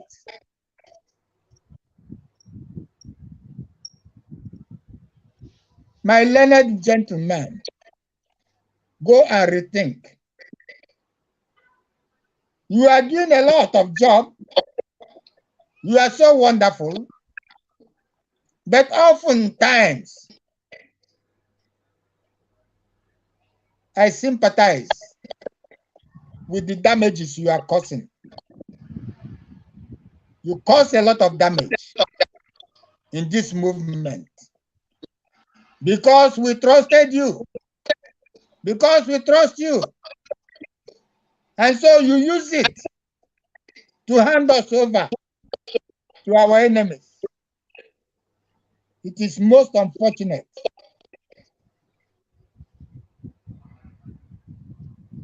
Well, Biafrans, the remnants, it is for you to open your eyes and see and read behind the curtain and read the signs on the wall. We are only here for evangelization. Rather than the senior advocate putting his effort on how to unite this family, he is causing more divisions. It is a pity and unfortunate. I rest it for here. Thank you very much. God bless you. God bless you. God bless you, Master Silas, the veteran in our midst, our old soldier who had been in the war front, very much more experienced than many youths, than many opportunists. They are claiming that they have the 15 men among them protecting Mazi Nnamdi Kanu's legacy and whatsoever. But these 15 men were still among those who were present when Mazi Nnamdi Kanu declared in 2015 that Biafra will come, believing he had the real men. You know, there is a great difference between having men and having the real men. There are different kinds of men. The real men are the men comprising men and the women, boys and youth that Mazi Nnamdi Kanu needs, whose assistance Mazi Nnamdi Kanu needs to help him restore Biafra. He never knew that the majority of them were betrayers, and we have seen it manifesting since 2015. The so-called gigantic IPOB agitators, of which many of them were broadcasters, all of them have fallen away. All of them have fallen away.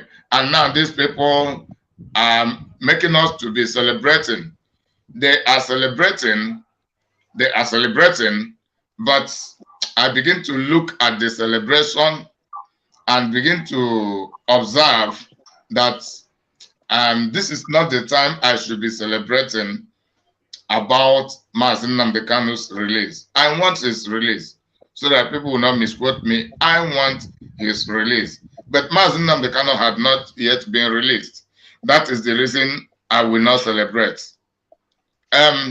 If actually that they are making good effort to release Mazi Nnamdi Kanu, that's right. But is it conditionally or unconditionally? Because Mazi Nnamdi Kanu should be released unconditionally for him having not committed any crime against Fulani terrorist government of Nigeria.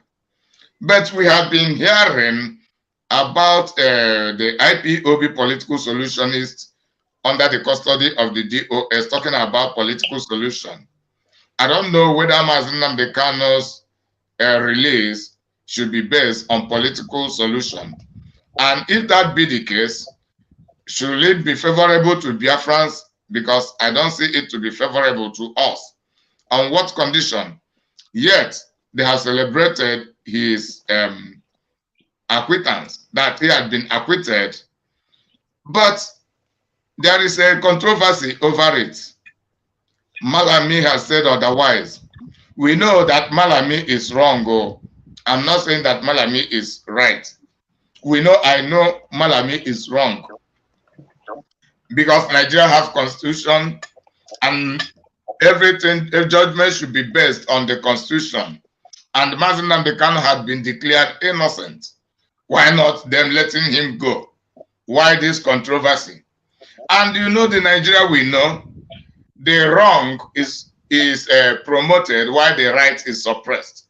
Example is Emeki Hedioha win election in Imo State, and just koro, this is not in the dream physically.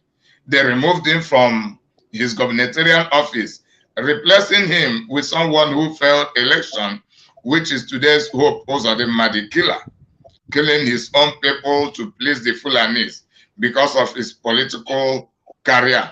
So I am beginning to design that Mazi Nnamdi Kanu's issue had become political.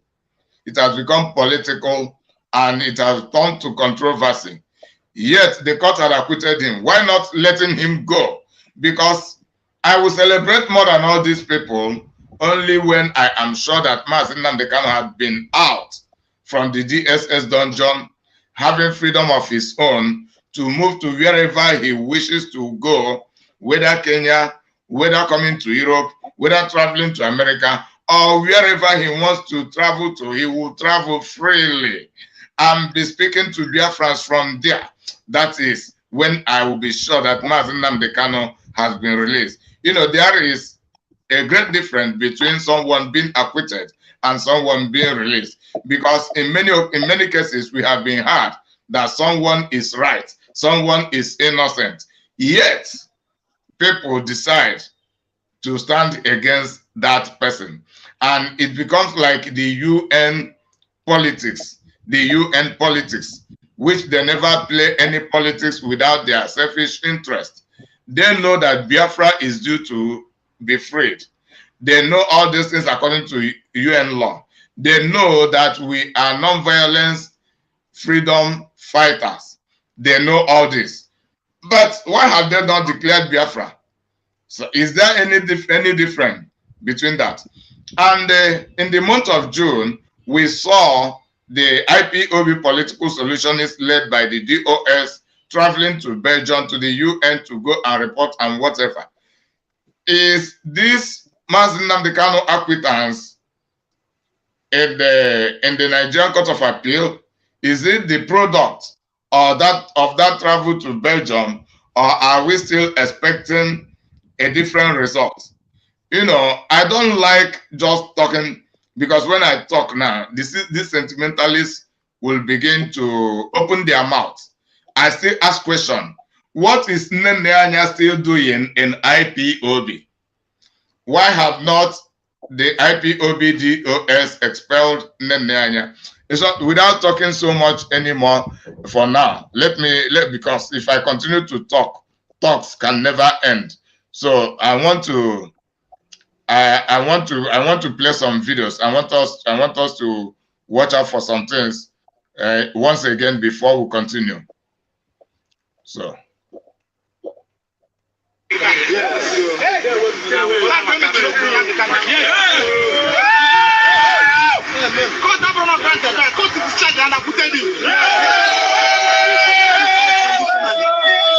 His adoption in Kenya, and the resolution to Nigeria. So good, go that.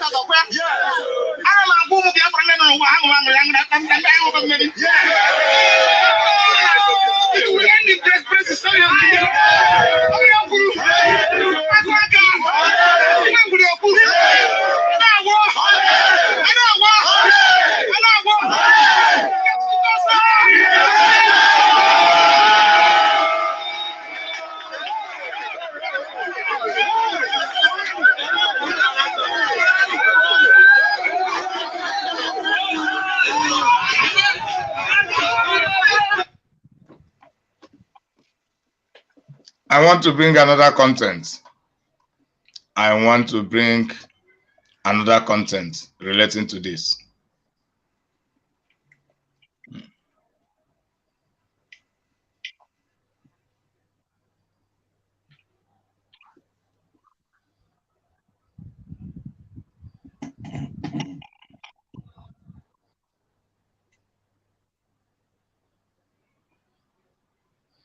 Oh, sorry, give me a little time. Give me a little time. There is a content I should bring.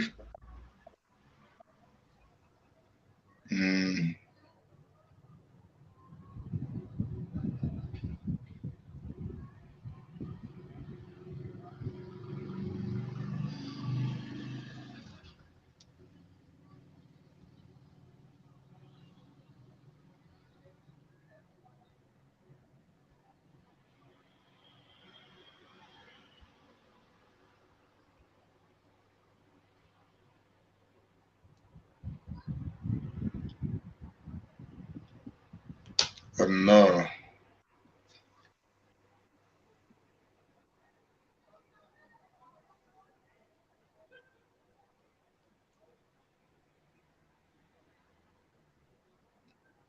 Okay.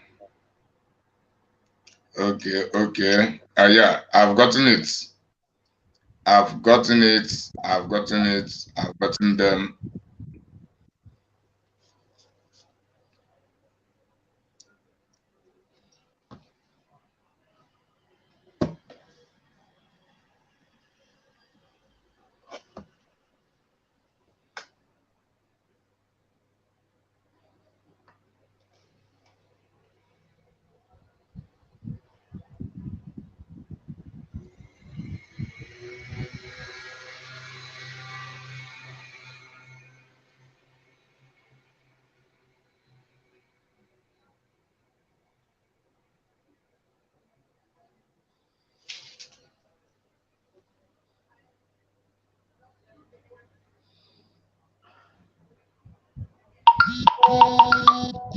Okay.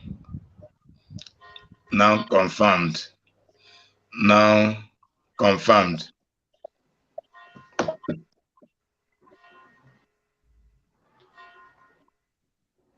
Okay. I want us to have a comparison. First of all, let us see the headline. It said, Nnamdi Kanu only discharged, not acquitted, Malami, when we all know that Mazi Nnamdi Kanu had been acquitted. Then if Mazi Nnamdi Kanu is discharged, according to his English, I don't know, these people with colonial education, if he had been discharged, I think that discharge should give him freedom from DSS custody. But what is Mazi Nnamdi Kanu still doing in the DSS custody? That is the first question I have to ask over this. So I want us to see further content.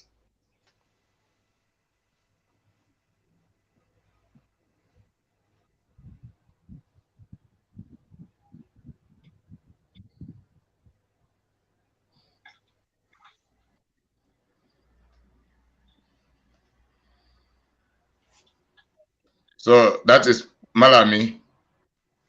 File photo. Attorney General of the Federation, Abubakar Malami, made an appearance on Channel TV on,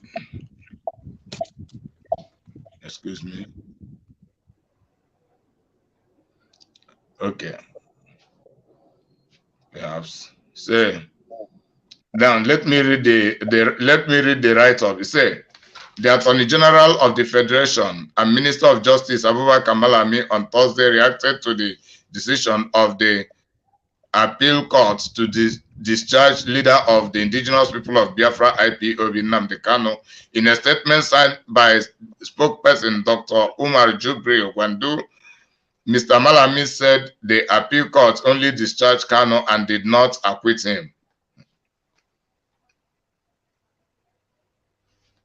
So the office of the Attorney General of the Federation and Minister of Justice has received the news of the decision of the Court of Appeal concerning the trial of Nnamdi Kanu. The statement said, for the avoidance of doubt and by the verdict of the court, Kanu was only discharged and not acquitted. Consequently, the appropriate legal option before the authorities will be exploited and communicated accordingly to the public. The decision handed over by the Court of Appeal was on single issue that borders on rendition. So, let it be made clear to the general public that other issues that predate rendition on the basis of which Kanu jumped bail remain valid issues for judicial determination. The federal government will consider all available options open to us on the judgment on rendition while pursuing determination of pre-rendition issues. So that is what Malami's controversy. That is Malami's controversy, claiming that Mazi Nnamdi Kanu had been discharged, but not actually had been acquitted. So that is his claim. Then I want to play another video of controversy so that we analyze all of them together. Okay, so let's take it from the angle of Malami now. Yes. Things he has actually said and stated legally, do you think it still stands? And do you think the court has actually, they said has the court really released Nnamdi Kanu? Well, the court will always only make an order. Okay. It always depends on the executive to obey the order. A law-abiding executive will immediately obey the order. Even if you want to appeal against it, you will immediately obey the order of the courts. So if we still give them the presumption, because one of the things I think the legal practitioners, disciplinary committee ought to do in this country is to learn to hold attorneys general to the law. Unfortunately, many of them constitute one of the biggest lawless set of lawyers in this country. They think that being attorney general makes you to above the law. I thought that would have made you to be an example, a paragon of obedience to the law. Many of our attorney general at the state level and the federal level are lawless. And the thing is a pride. They carry with some chink on their shoulders and moving to court, some of them treat judges with disdain and all that. So it's unfortunate. So I believe let Malami understand this time. He's getting to the toilet of his position as Attorney General. Let him use the opportunity to try to put a shine to his otherwise very poor image as Attorney General by obeying, asking them to, advising them to immediately release him and all that. And again, of course, Nnamdi Kanu's lawyer will know that he has given hints. They may be at the gate of the prison to wait and arrest him again. That's unfortunately what our attorney generals advise their governments to do. So you foresee this happening? Yeah, I foresee it happening. He has already given him. The other cases are there, pre-rendition matters. So I foresee that they're just bringing out of maybe Kuje prison, if it's not where he is. As he's getting to the gate, they say, well, obey the order of court. Then the pressman get away. Then the next time they arrest him, now they've been arrested. They ask him, well, he said for the pre-rendition issue, the water for which he fled outside the country. Though, of course, Nnamdi Kanu still had a charge before Justice Nyako, which he must face and defend to the end. Maybe that, but I think that should go under the Justice Nyako had granted bail. That issue of bail where Senator Abari and the rest stood in for him. That has been sorted out. If the court did not revoke the bail, then he should go on continue. If the court revoked the bail, then Nnamdi Kanu should get this and then be told that he's going to serve the order of detention by the court for jumping bail or being forced to jump bail. That's a matter that we tried again and find whether he was forced, as we all know. Army came and raided his house and he managed to escape.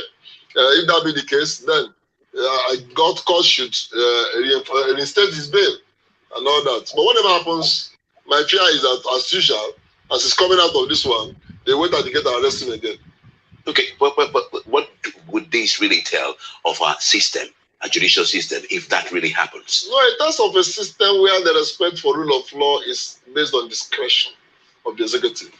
It is a system where lawlessness is still a very strong factor. terms of a system where the court is ridiculed on the daily basis by those who should honor his decisions. And that's been happening very, very often. Sometimes even private lawyers, senior lawyers at that, we treat the court with disdain. And that's not good for the image of the country. And that's what those who are saying, we want international investors, we want international respect. The people are not going to look at you by what the executive say. They look at you by what the courts say, what the courts decide, and your reaction to court decision. That's how the world knows whether you're a serious country or not. If you're a country where the court, no matter how lowly the court is, takes the decision and you obey it implicitly and explicitly, they know it's a serious country they can rely upon. So we know, because everybody knows that offenses and disputes will arise in any country. And then people expect that when they arise, you take them to courts, duly constituted courts. And when people, you go through the due process of trial, and when decision is taken, you obey it. Once anybody knows that the quality of a nation, they take that nation serious. If you don't, you destroy your nation while claiming to want to bring respect for it, which is what many of our attorney general have done for their states and for the nation. Yes, by being not abiding by decisions of courts. So you talked about attorney generals have become so really flamboyant with the authority and the position in which they occupy in the state. What gives rise to this, and what makes them so? What gives them the effrontery to carry out and do the things they do with their position? Well, you know, I as a law lecturer, I tell my students that there's a big war that has always been on in every nation. The battle or the war between rights and power. And that, you see, in the advanced countries, rights overrides power. That's why a president can resign for the death of one citizen in advanced countries. A president can come to the open or public television and apologize for one little child. I mean, we saw the Biden apologizing to the, kneeling down, apologizing to the son of George Floyd. But in the third world country, Nigeria is happened to be a typical case. Power overrides.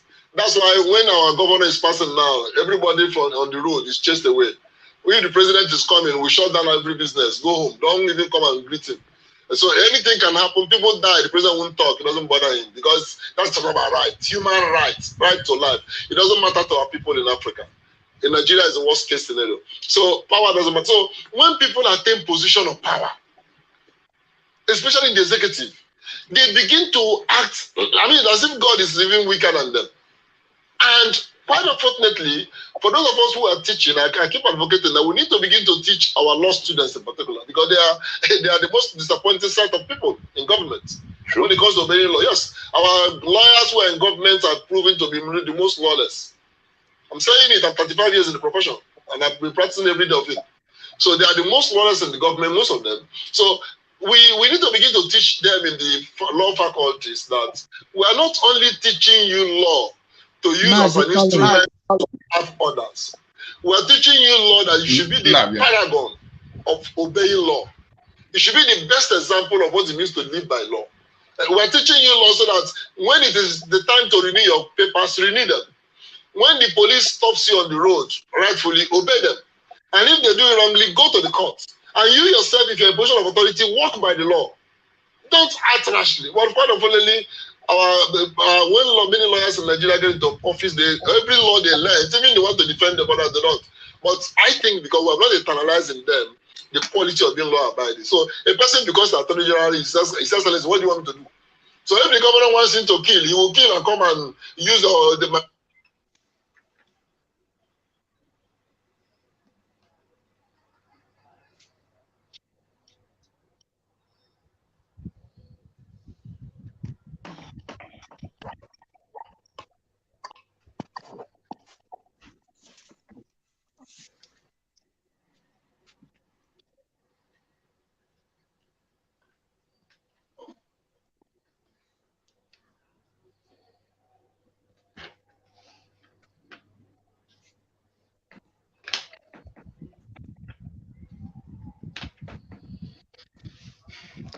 Okay. Okay, I think we are to analyze though the video had not played to the end, it still remains about 4 minutes. So it had not played to the to the end, but let us analyze so far we have listened to. Then we'll listen to the video of the celebration by Stephanie Ejo for celebrating with many others regarding the acquittance of Mazen Nnamdi Kanu by the Nigerian Court of Appeal, which is very, very good and very, very okay. But what put me in a state of confusion is the celebration, because Mazen Nnamdi Kanu had not been out. Because I thought the celebration would be better when Mazen Nnamdi Kanu should be out from the DSS dungeon, and not now that he is still in the DSS dungeon. So, is there any guarantee that Mazen Nnamdi Kanu will just come out soonest, just between Monday? You know, let us accept the fact that the Saturday and the Sunday, Saturday and the today, yesterday and the today are non-labor days. But from between Monday to Friday, is there any guarantee that Mazen Nnamdi Kanu should be out from the DSS dungeon? This is the first thing we should talk about. Then, if he is released, where will he be taken to? Is it anywhere in the Zoological Republic? Or does the Nigerian government have any plan to ambush him or to kill him, releasing him, then sending assassins against him in the guise of military or whatever? I know God will protect him. But all these things are things we have to put in consideration, because Mazen Nnamdi Kanu is our leader. We own him, and it is our responsibility to care for how he is doing. Even if Nigeria asks us to come and take him today, we will also demand from that Nigeria that they will make sure that nothing will happen to Mazen Nnamdi Kanu. And we will also tell them that if anybody confronts Mazen Nnamdi Kanu anywhere, we know that it is the federal government of Nigeria. We will know that it is the same court that are releasing him. We will know that it is all of them put together. What is their ulterior motive? But we want him to be free. That freedom should be with assurance that they will protect him and no evil should befall him. But I am not satisfied with this celebration at this moment. So that is the reason I am talking about it. So concerning that, from the second video that I play, we'll see court issue order, but Nigerian lawyers are lawless. I read the content from what Malami said. We know Nigerian lawyers are lawless. That is, the issuing of order to release Mazen Nnamdi Kanu is right. It is very, very right. But we know that Nigeria is lawless. And that is the reason I believe that this celebration should have been better when Mazen Nnamdi Kanu is outrightly released. That is number one. How are we sure that Nigerian lawyers will obey the court order to release Mazen Nnamdi Kanu? Because too many orders have been issued to them concerning Mazen Nnamdi Kanu's matters, and they have been disobeying the court order. How are we sure they are going to obey this one? Then another point here is MNK should be released immediately. That is what the next thing this lawyer said. He said he should be, since the Court of Appeal had declared him free, declared him innocent, there is no reason he should be detained. And he had slept there overnight. He was declared innocent on Thursday. Or is it on Wednesday? Why didn't they release him that Wednesday? And this is the kind of question we should ask even Barrister Ifeanyi Ejiofor. I am not trying to condemn his words outrightly, but I still have to ask a question, because we have our demand. Our demand is Mazen Nnamdi Kanu's release. So is Barrister Ifeanyi Ejiofor celebrating the acquittance of Mazen Nnamdi Kanu while Mazen Nnamdi Kanu had not been released? Why didn't Ifeanyi Ejiofor bring in Mazen Nnamdi Kanu out that particular day he was acquitted? Then what reason should he present to Biafra while Mazen Nnamdi Kanu is still there? Yes, I will say he has been doing well, but we cannot manage good when better is available. We cannot even manage better when the best is available. We cannot even manage the best when excellence is available. So my expectation is that Mazen Nnamdi Kanu should have by now been out.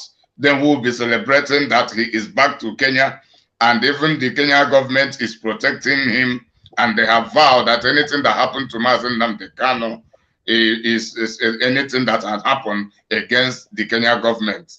And even the Britain vowing the same thing because he is a citizen to Britain, while we IPOB plan on how to protect him because it is our responsibility. We don't need any other people to protect him. So how there is a did court revoke MNK's former cases while military invaded his house? Because this is where they want to capitalize, that he had previous cases to answer when he had been acquitted. And some time ago, we heard that he was acquitted of his former cases in one court appearance in Umuahia, in which we had about a paying of compensation of 1 billion naira for acquitting him. So he had been acquitted there, and he has been acquitted in this current one. Why are they still? Why is Malami still talking about the old matters of which Mazen Nnamdi Kanu have no case to answer? Then, what should be our stand, even knowing that all these people are wrong and their decision prevail? What should be our stand? Then, what should be the meaning of this early celebration? So, Mama Patricia, say something about it. Thank you, Collins. In the first place, you know, our Mazi said, "You people will disappoint me, but I will never disappoint you." Why? He knows his mission. He knows his onions. He knows the personality, the principles, sound principles that he has in doing things. And once you have such, all that you do will be flowing very well with results. But when you give it into the hands of children, or you give things into those who are not meant to be holding that, it will all be a caricature. And that is what we are seeing. You see, when we have been in this whole thing with the zoo, Mazi called them zoo, and people were arguing, talking rubbish. How is he calling them zoo, zoo, zoo? Much later, they came to confirm the prophet's word, that it's even worse than zoo that we are dealing with.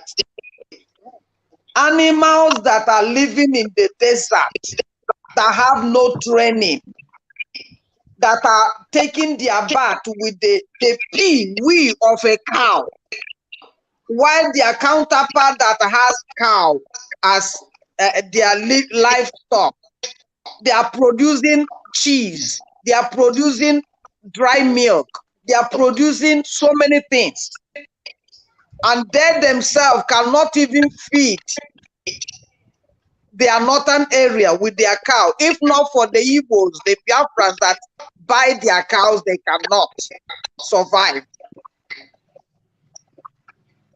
Illiterate, uncircumcised people that have not seen any light, they bath with the cow pee and drink it at the same time and use it to cook.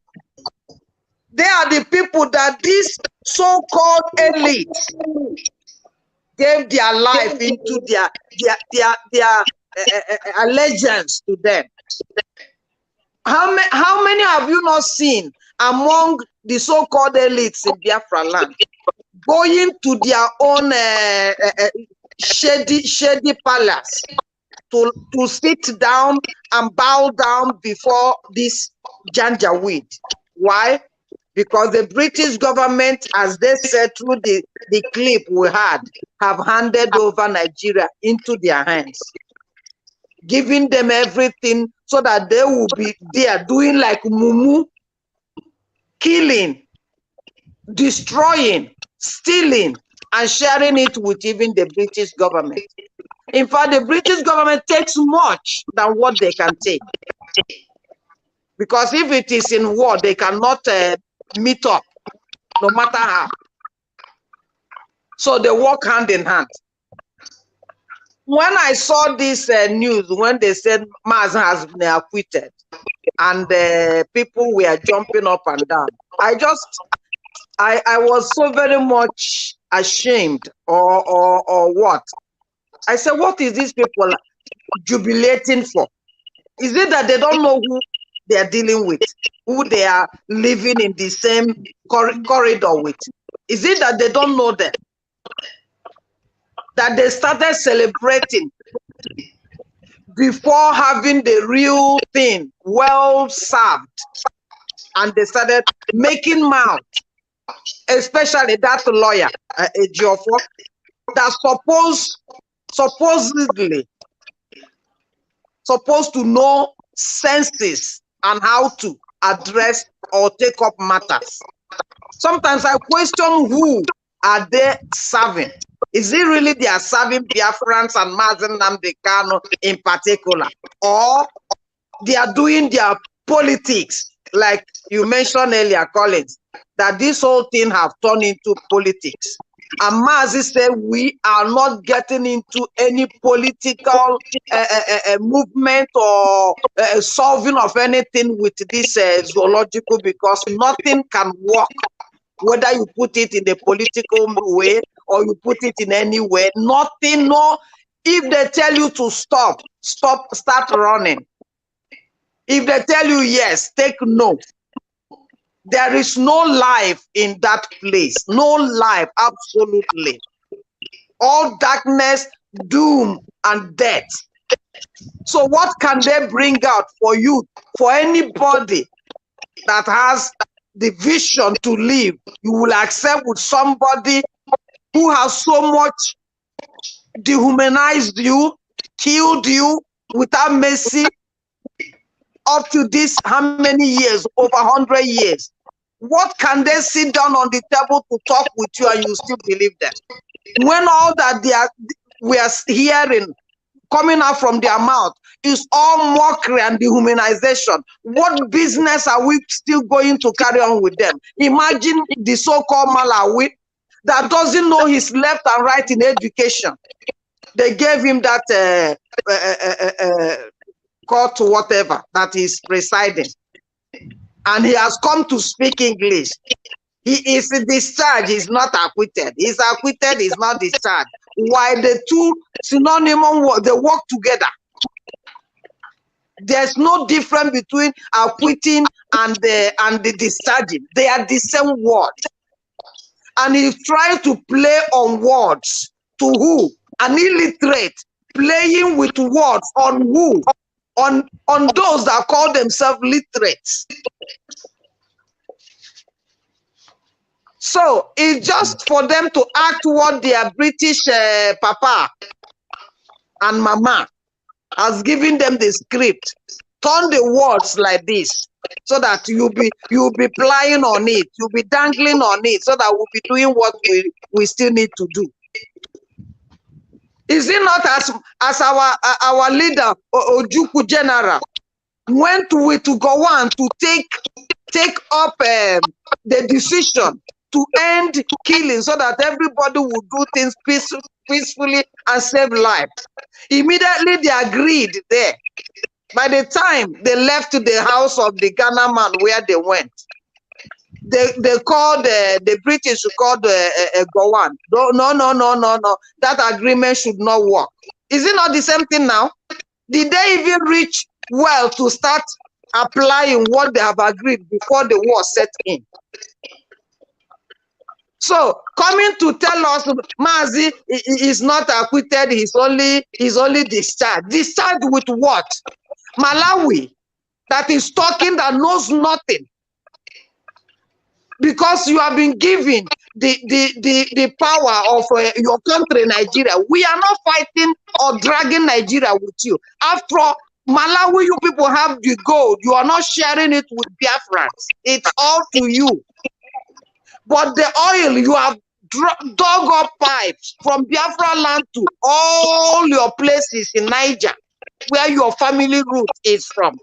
And you people are sharing it with the British, with the France, with America, and with all of you.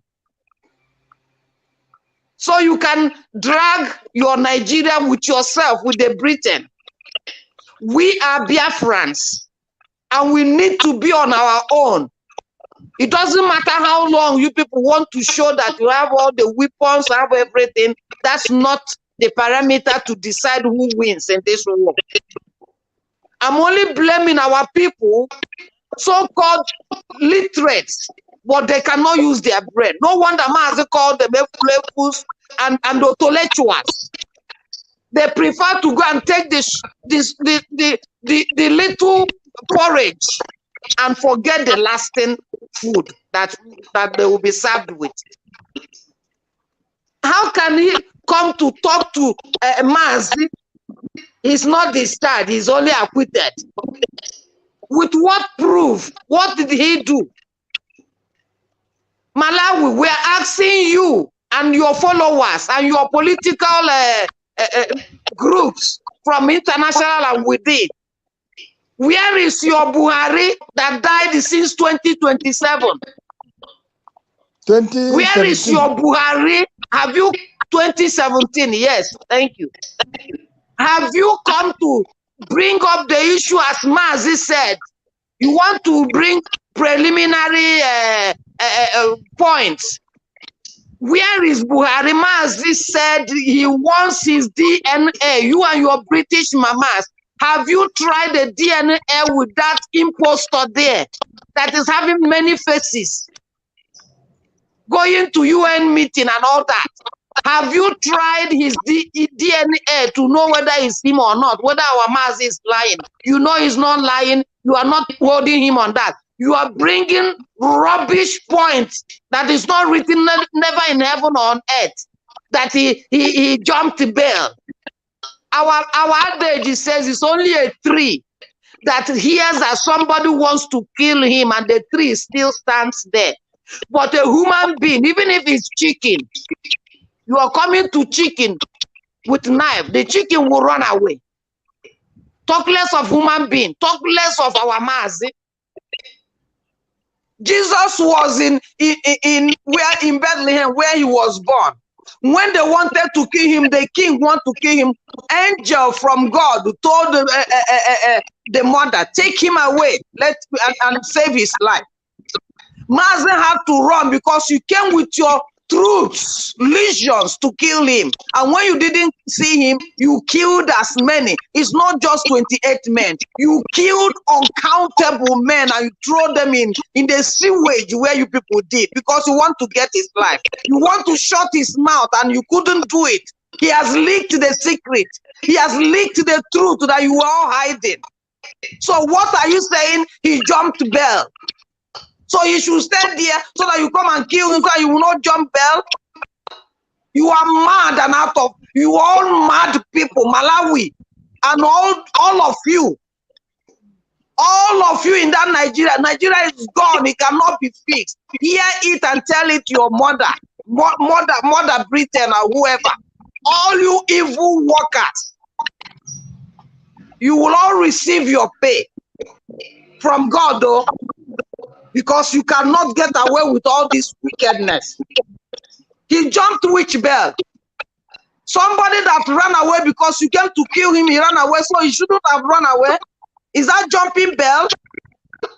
Or is it just stupidity and madness of a forsaken country? Gone, it's gone.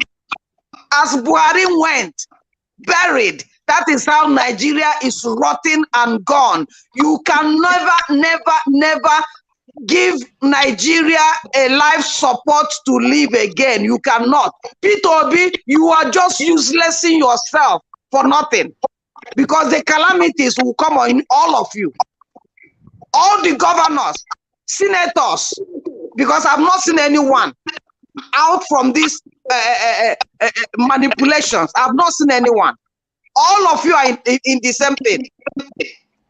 All the headsmen killing, kidnapping, taking ransoms, getting you people's money, bringing foreigners, terrorists from other countries to come and kill and disrupt your so fake nil campaign of election. How many have you apprehended?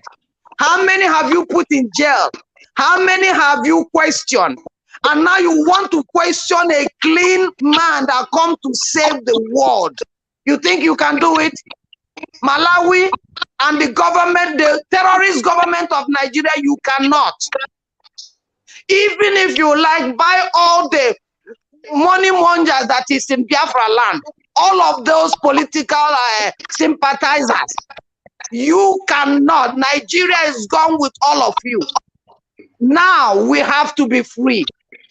The mission of Mazi can never be for nothing. Biafra is coming because it is prophesied and we are seeing it. So you better release him as you finally, after 1 year plus, agreed to do that. Mazi said he would defeat you people in your own court, in your own Janjaweed or Kangaroo court. He would defeat you people, and he did that. You didn't like it, you didn't wanted it, he did it. He defeated you in your presence. So this thing you are ranting, Malawi and the so-called analysts, you are wasting your time.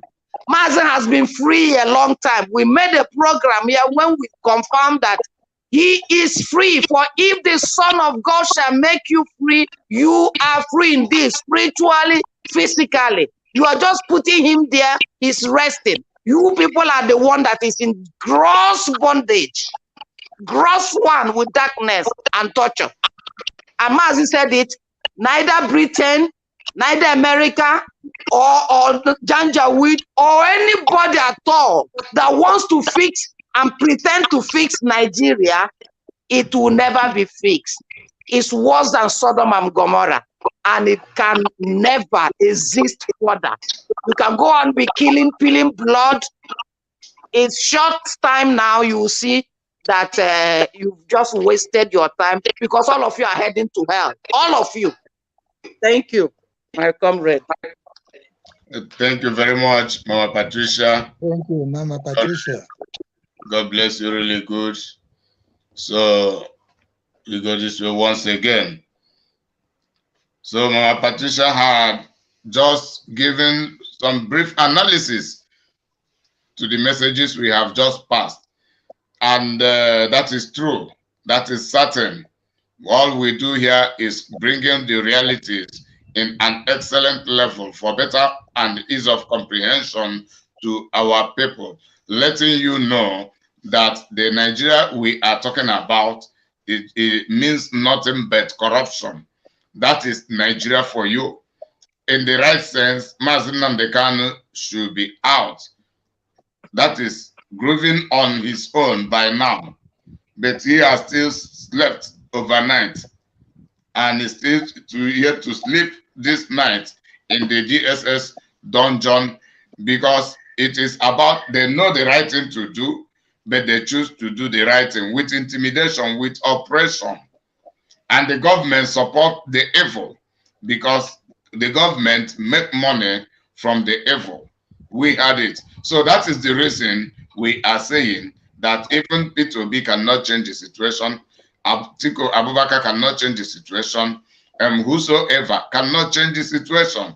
And that is the reason we are telling you that we, the people, should be the people making our own decision, and that decision should be, we want to be governing ourselves, putting things in order the way they are supposed to be. And what should that mean? Nigeria disintegration. So, veteran, this is your time to talk. This is your time to talk. So we are still analyzing these last videos because we are coming to and Mama Patricia will be preparing for your for memory verse of the day.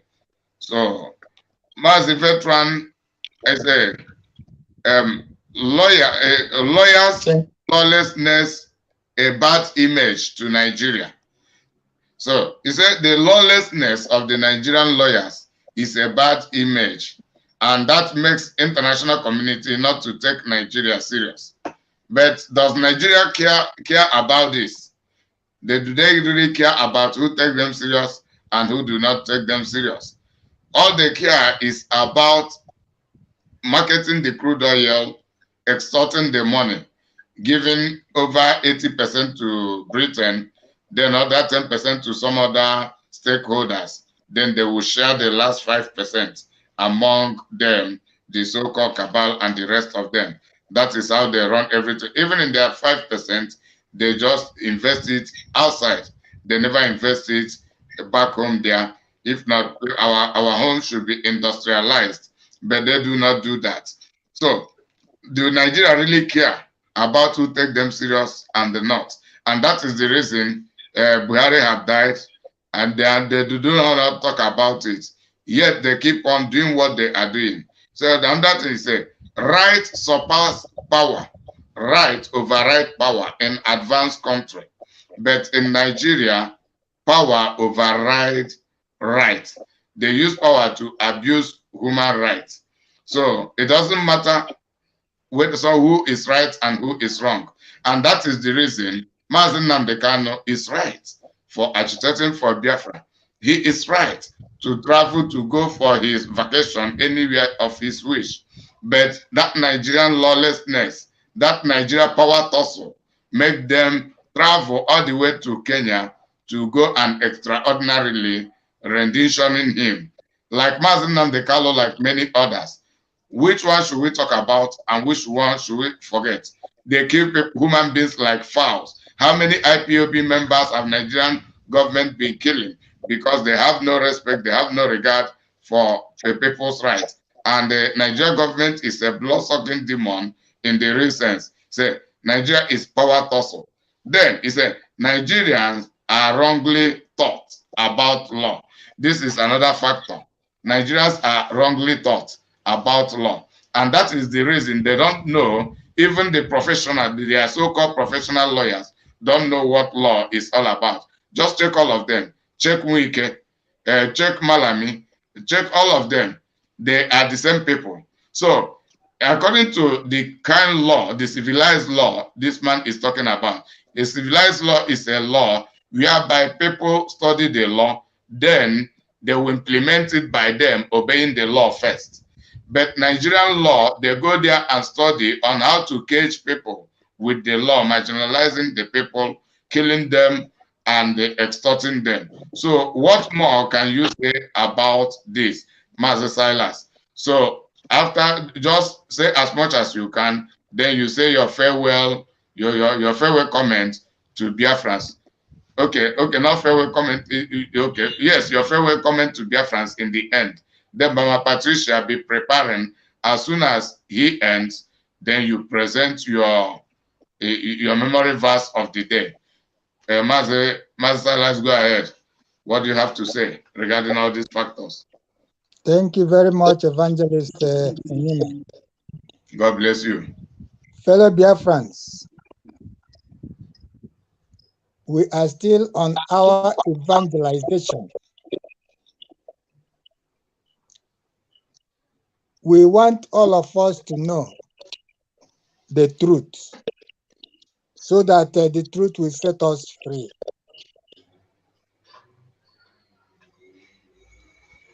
Chukwu Okike Abiama has ordained this movement and has ordained that his servant, Mazi Nnamdi Kanu, should lead this movement of liberation. Freedom. Freedom is absence of constraint. Freedom is absence of constraint. Anywhere. You walk freely on the streets as long as you know your rights and the rights of others. Because your freedom stops where the other starts.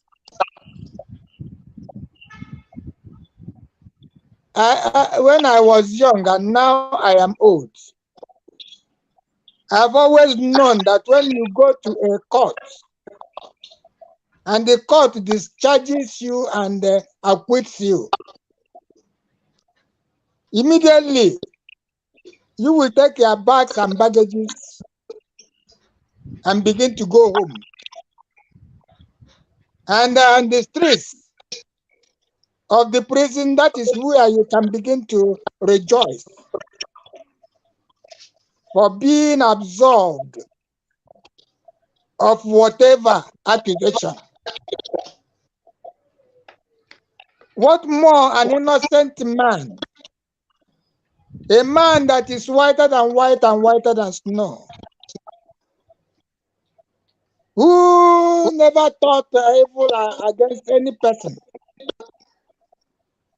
He's only a God sent. And only because you are jealous, envious, and want to suppress the truth.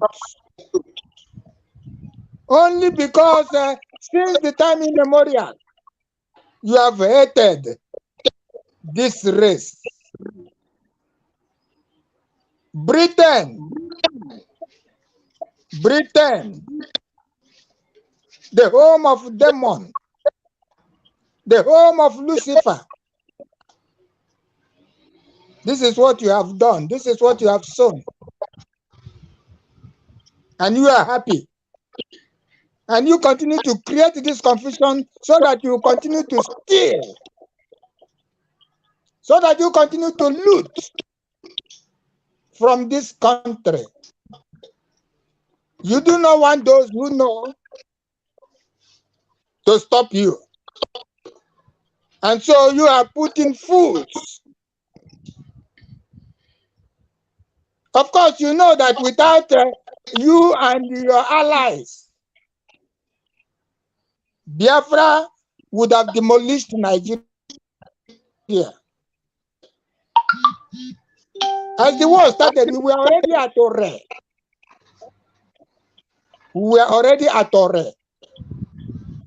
Without your arms, without your ammunition, but with our homemade ammunition, we were already at Ore. But you brought all your fighters and jets and bombers and the warships and your propaganda and your everything against us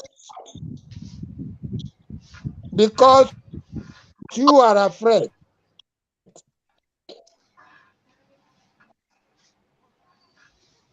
Because Harold Wilson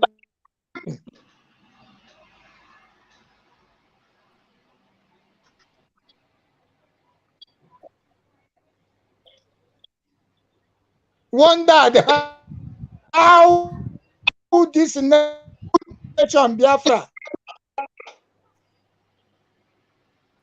should be free.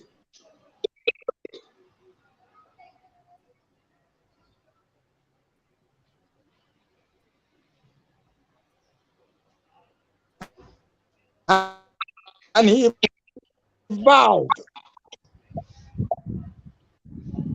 Of course,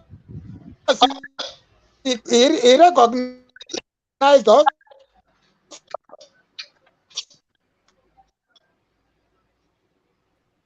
He called us Biafra. That was a recognition that we will not allow Biafra nation to go because we do not know what it is. That is why you Britain is still on this mission of terminating the Igbos, whom you know after the war. Bring a cut of education. We were at war, all the schools. Why call yourselves? Why call them educationally backward people? So that you stop us from excelling. And you had to put off cut off marks. If others should enter the university with 40 marks, We will enter the university with 200.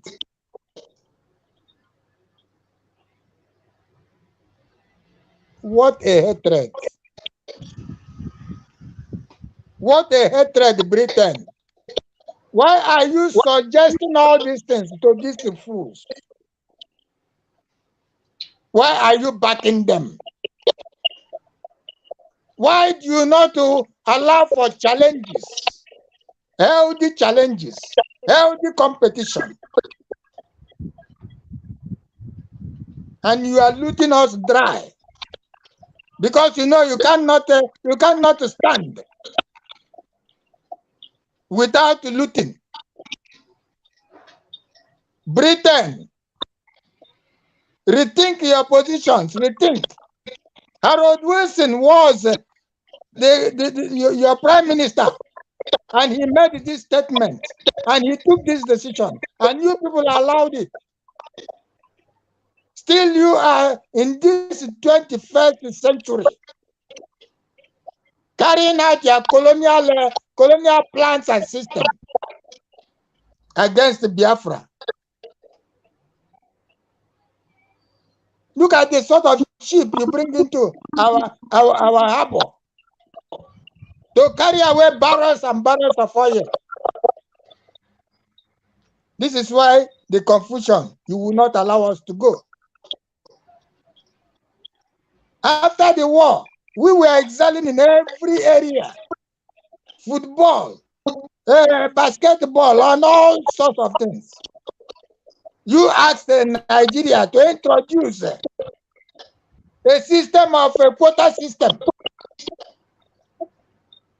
whereby even the best players will be seated on the bench, and the Fulani cows will enter the field to play and mess the zoo up.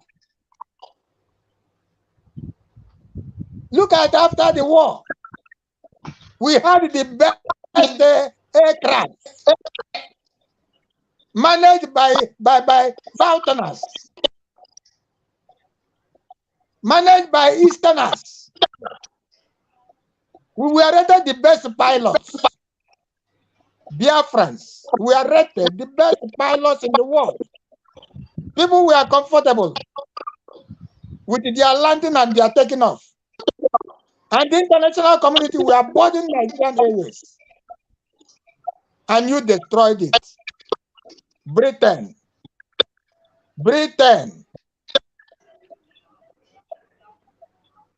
You connive with the zoo. Imagine Malami, who maybe did not get up to 30 marks to enter the university. And which university? The university that is on strike for 2 years and then another 6 months. What do they study? What do they know? What do you know? What law do you know? Tomorrow you carry your portfolio to Dubai, to America, to London, where the stupid people who are holding you down are operating rights, respecting the rights of individuals, respecting the rights of citizens.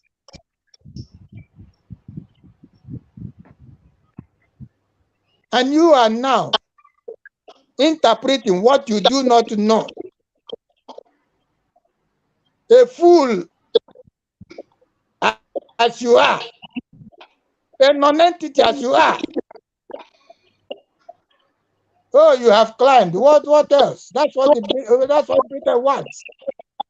To make a fool, an ignoramus, a minister of justice,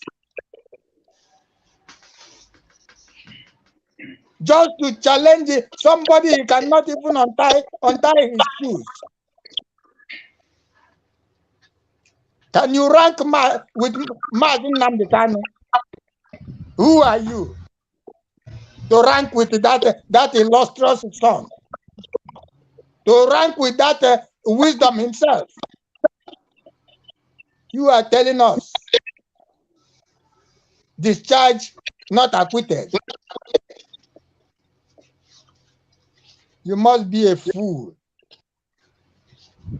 You are a Holocaust. You are bringing charges. Are you not ashamed that you went to this young man's house and bulldozed everything, killed over 300 young men with your python dance? This young man did not even want to leave that place. He was simply sneaked out of the place because he is a sincere and a pure man. He is fearless. Even with your arsenals, he is fearless, and he was fearless. And that's what he taught us. To be fearless before our enemies. He was fearless before you. He didn't want to go anywhere. But he was advised to move.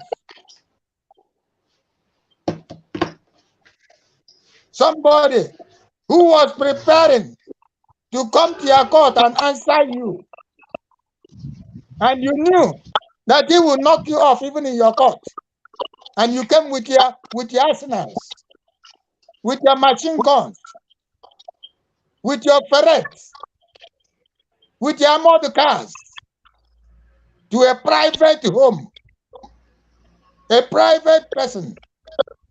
Yet Zambiza is there. You don't go with these arsenals to fight your brothers whom you instituted there. You came to Afaruku, to a private, peaceful home with all the arsenals in the world. And you are still talking about the pre-rendition charges. Malami, you are mad. You are mad, Malami. You are very mad. A bloodsucker. But you know that you cannot do anything. You have tried all these years. You cannot do anything. And like my sister said, Nigeria is dead, just as Buhari has died and buried in a shallow grave in Dubai, as our leader said. And we all know it. And we all know it. Obasanjo, you know it. Danjuma, you know it. Babangida, you know it. Solowo Inka, all the politicians in the zoo, including those in Biafra land, you know that this man has died, and you still go to pay allegiance. The devil will destroy all of you. Your destruction is around. All of you in Biafra land, you politicians in Biafra land, in Biafra land, the devil will visit you. And it will not be well with you and your families. It will never be well with you and your families. As long as you sit on this comment of Biafra and the freedom of Mazi Nnamdi Kanu, it will never be well with you. What happened to Macbeth will happen to you. You will have sleepless nights. And you will be destroyed by those gods you worship, just like Sennacherib.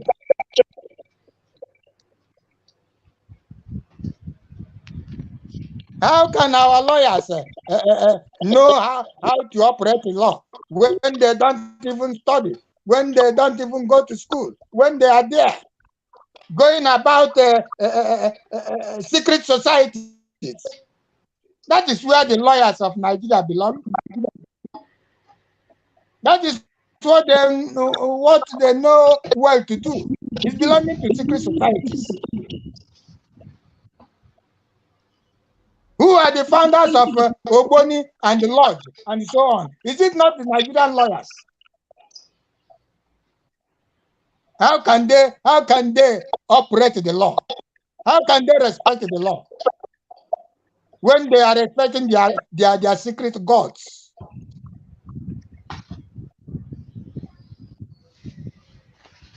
And you are telling me, you a professor? Yes, you are a professor of law. We had you. Oh, that was a wonderful rendition. But you are all contributors to this state of affairs. What do you teach them? Do you even have time to teach them? Is it not buying handouts? Is it not buying copied books? What do you teach? Now you are talking. They hold their shoulders high. They hold their shoulders high. As long as the governors give them mint cards, give them brown envelopes, they can close their mouth, they can close their eyes. They can pass sentences, unjust sentences. That is what our lawyers are doing. And now, our respected lead counsel, Ejiofor, can do this to us. He knows where he belongs. He knows the corruptness of the country. He knows what they have planned and what they are planning. And he has to rush. Hey! He has, this is another victory. He is not celebrating the victory of Mazen Nandekano, as you know it. It's not the victory. It's not the freedom of Mazen Nandekano. He is celebrating his own victory. He has won the case. Which case did you win? When your client is still behind the bars, why would you be celebrating? Are you not ashamed for this celebration? Your client is still there, and you are celebrating your erudition. Oh, you have won. And I go on there.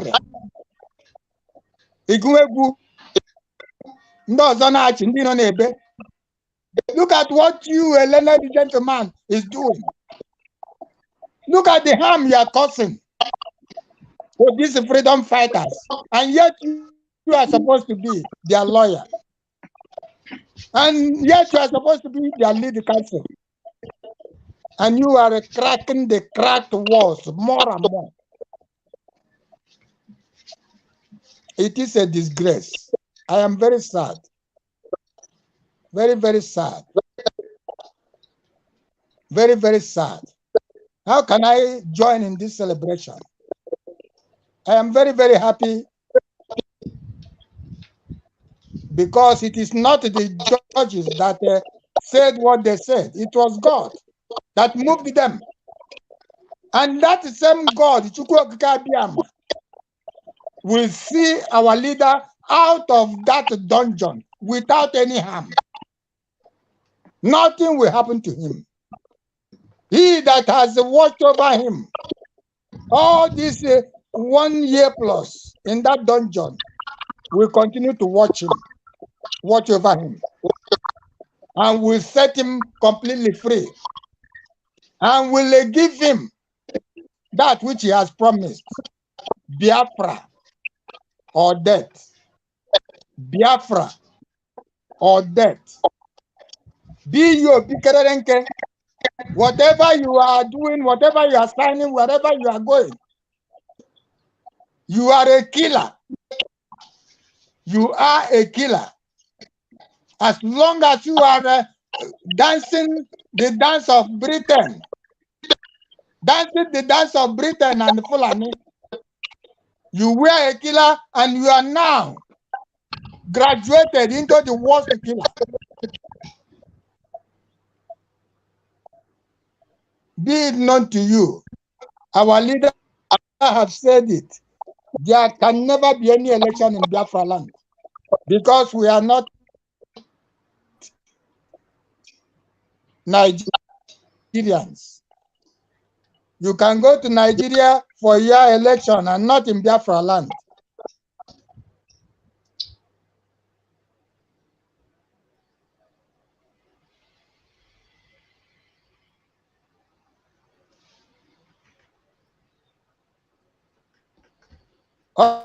All those crayfishes jumping around you, they know what will befell them.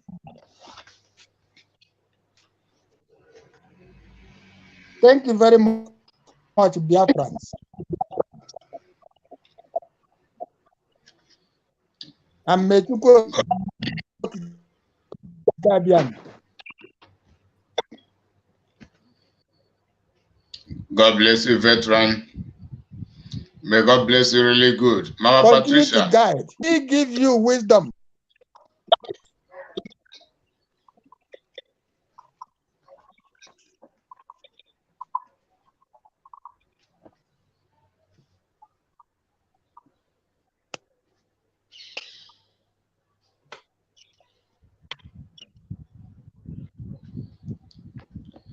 Very wonderful, veteran.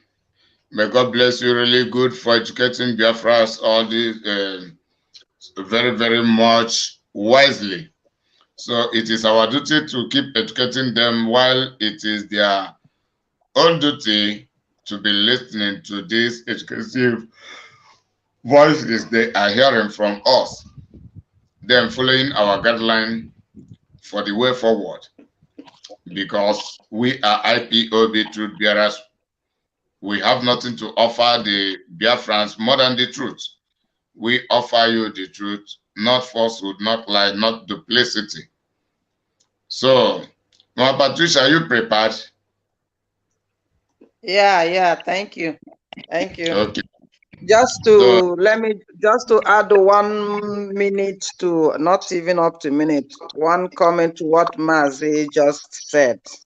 Mazi, thank you so much. And it's concerning the lawyer of our leader, Geoffrey, that I really want to show my, I'm not very happy with that his celebration. A man that's supposed to know better, to know who he's staying with and working with, and then he went to such a case, and after having had what the lawyer or the judge have declared, started up all Biafrans to singing and dancing, and now where are we standing? Where are we standing now? Is his client out completely and supposed to have been that very day? What are the things he's doing as those who knows their work? Anyway, I can remember that during the time that Mazi was around, Mazi often tells them, the lawyers, what they should know, what they should do, what they should say. He tells them the law that they have studied, which they don't know it. Mazi teaches everyone, Harry, Dick, the things that we know not, because it's wisdom from God. So coming to also, after the whole shenanigan of celebrating and dancing and singing, that kind of childish attitude before your enemies. You are celebrating, very, very good. And then he now added insult to injury, commending people that I don't even think that they are worth commending. For instance, the one in South Africa, that his leg is in Nigeria and the other leg is in Biafra if Biafra comes, because that's how it is.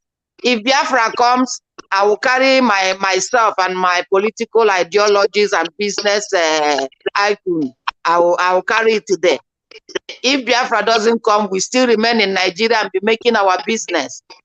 Is he not the one that has promoted Soludo and their political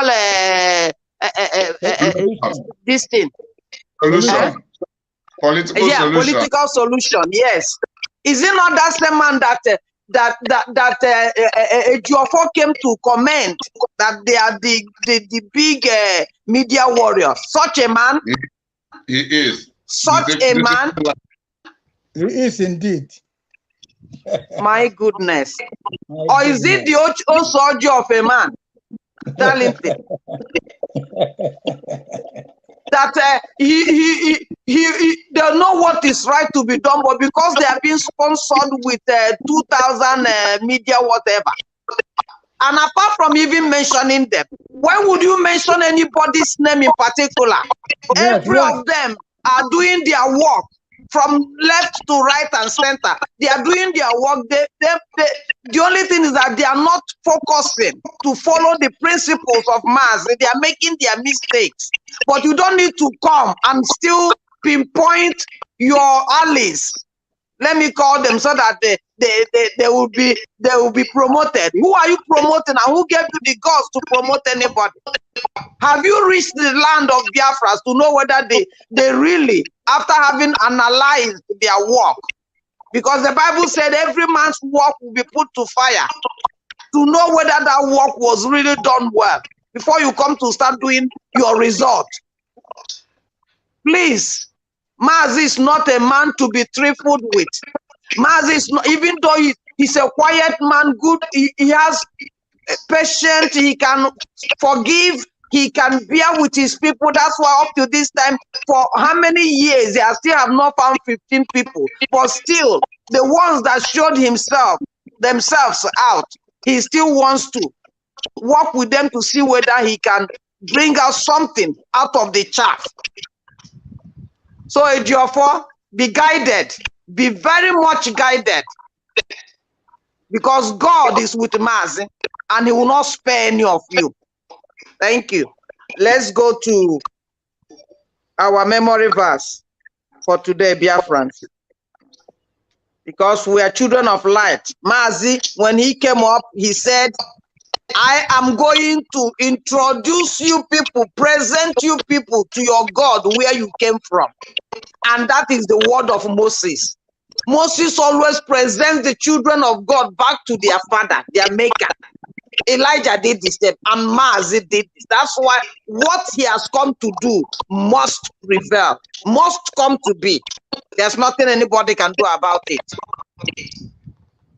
Let's go back to the word that keeps us.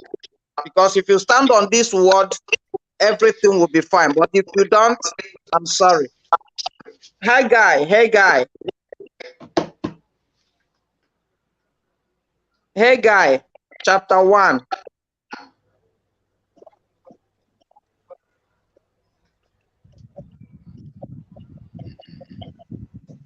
Collins, are you there? Yes. Chapter 1, which verse? 6 and 7, just 2 verses, 6 and 7. Okay. He said, you have planted much, but you harvest little. You eat, but you do not have enough. You drink, but you do not have enough to be intoxicated. You clothe yourself, but no one is warm enough. And he who earns wages earn them just to put them in a bag with holes in it, because God has withheld his blessing. Thus says the Lord of hosts, consider your ways and thoughtfully reflect on your conduct. Go up to the hill country, bring lumber, and rebuild my... Thank you, Collins.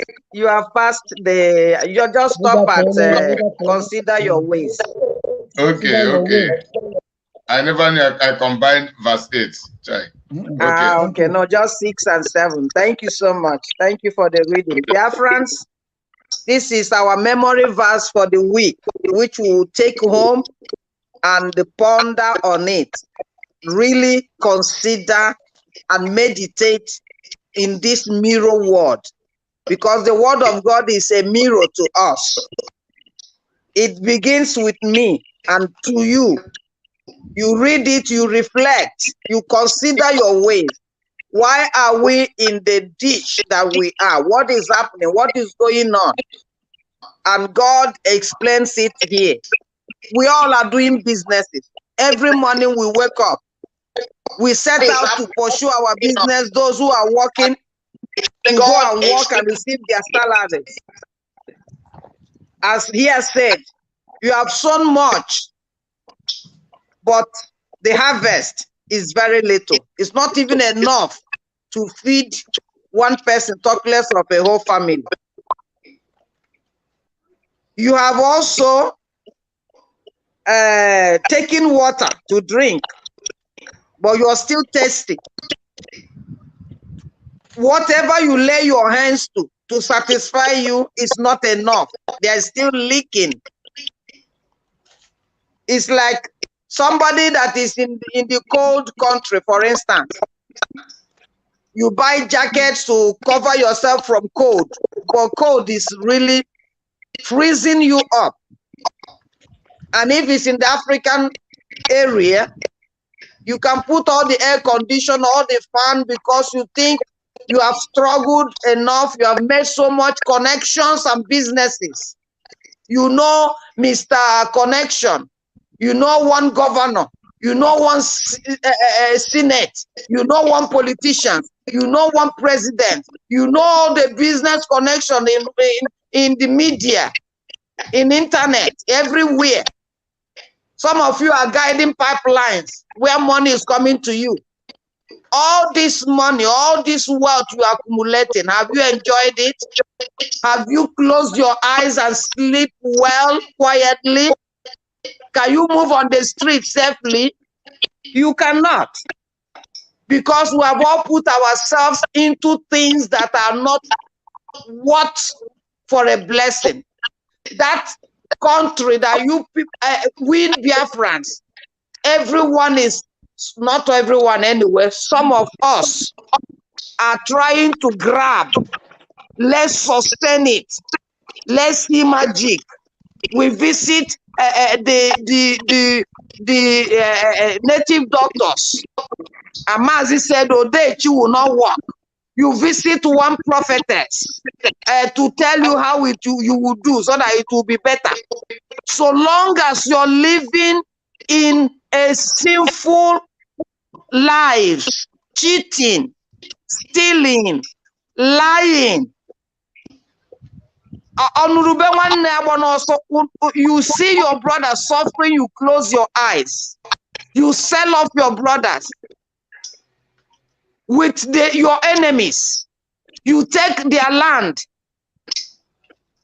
All these things are why we can drink, we don't have enough. We can accumulate, it's like we put it in a bag full of holes.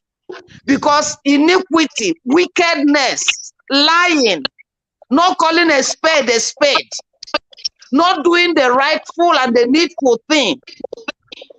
We are asked to be our brother's keeper. We are asked to fend for our land, to defend our land.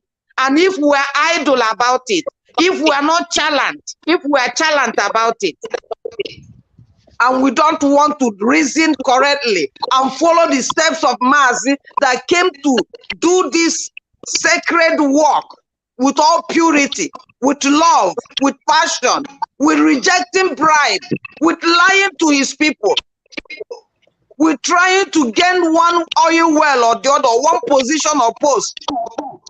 My brother is a chairman. My brother is campaigning for local government chairman or senator or whatever. My father or my brother is a governor. Therefore, you see evil, you keep quiet. You still want to throw yourself back to the zoo that Mazi said it can never be fixed.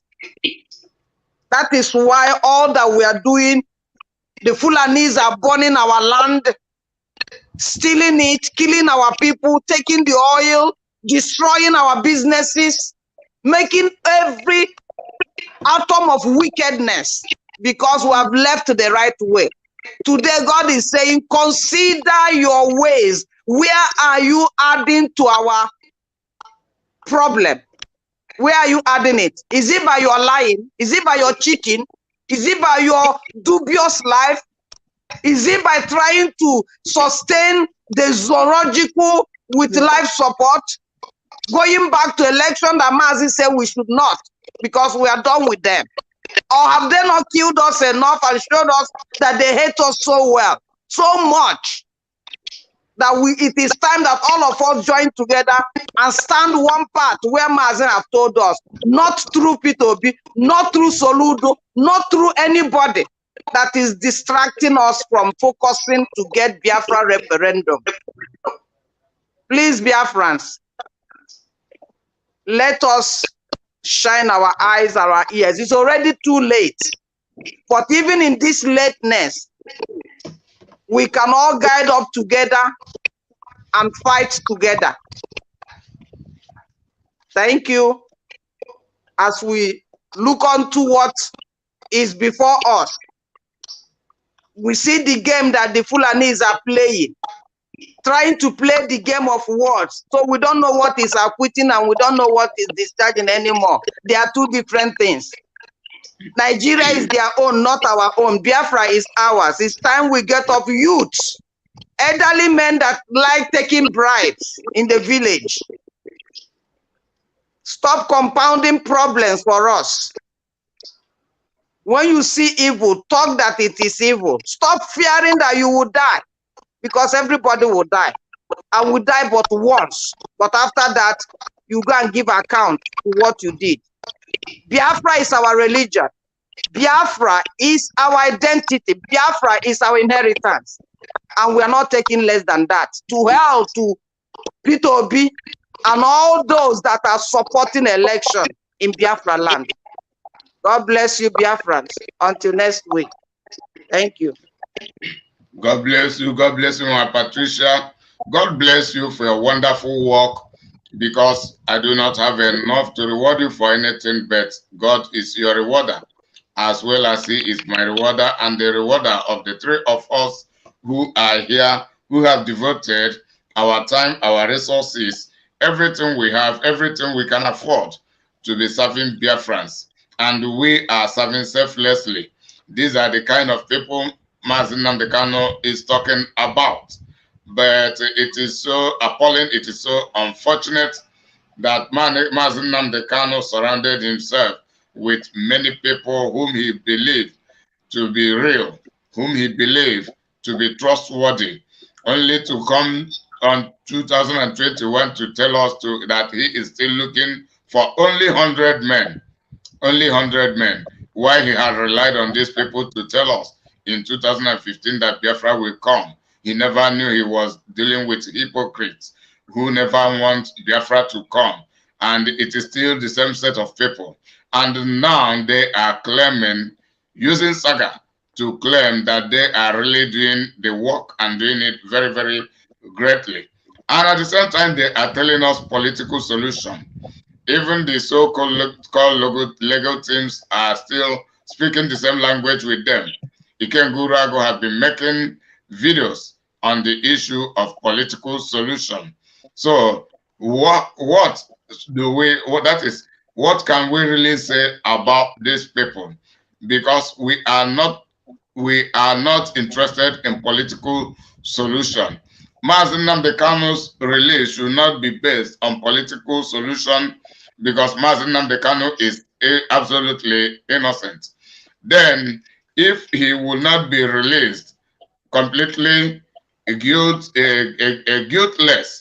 and the IPOB political solution is under the leadership of the DOS headed by Chike Doziem, release him with political condition. What is the condition?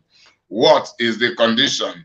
Is it the condition that they will ask Mazi Nnamdi Kanu to sign a document for him to quit from Biafra struggle, or what? And that means Biafra struggle is a crime. If that happened to be the case, of which I know Biafra struggle is not a crime, and that should not be the case. What should be the political solution there?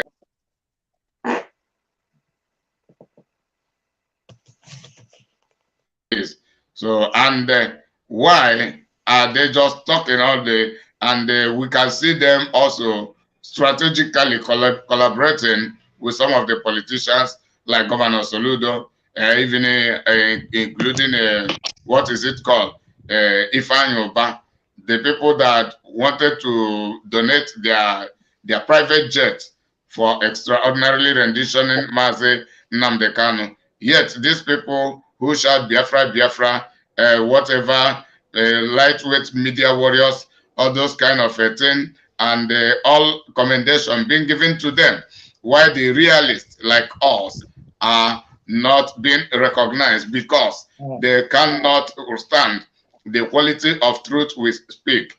That is the reason. Because they hate hearing the real truth. Because we are not political solutionists and we are not interested in their political solution. However, we will keep doing our work because the person we are looking up to is Mazi Nnamdi Kanu himself. It is not these compromisers who can say yes today and tomorrow they say no. So let us stop here because there are still a lot to for us to talk, of which if we keep talking, we cannot finish to talk until the kingdom come. So Mama Patricia, veteran, can we say farewell to Biafrans as the program is about to close? So Biafrans, we are saying bye for today. As I've given you us your attention, bye for today, and we promise that we will keep serving you faithfully. Only rely on us. We do not have the ammunition. We cannot promise you military. We cannot possibly, but we can promise you to be speaking the truth against anybody who messes up and in favor of anybody who does well. That is what makes us IPOB truth bearers. We believe in what Mazi Nnamdi Kanu believes. Until we meet once again coming Sunday, bye for now as the program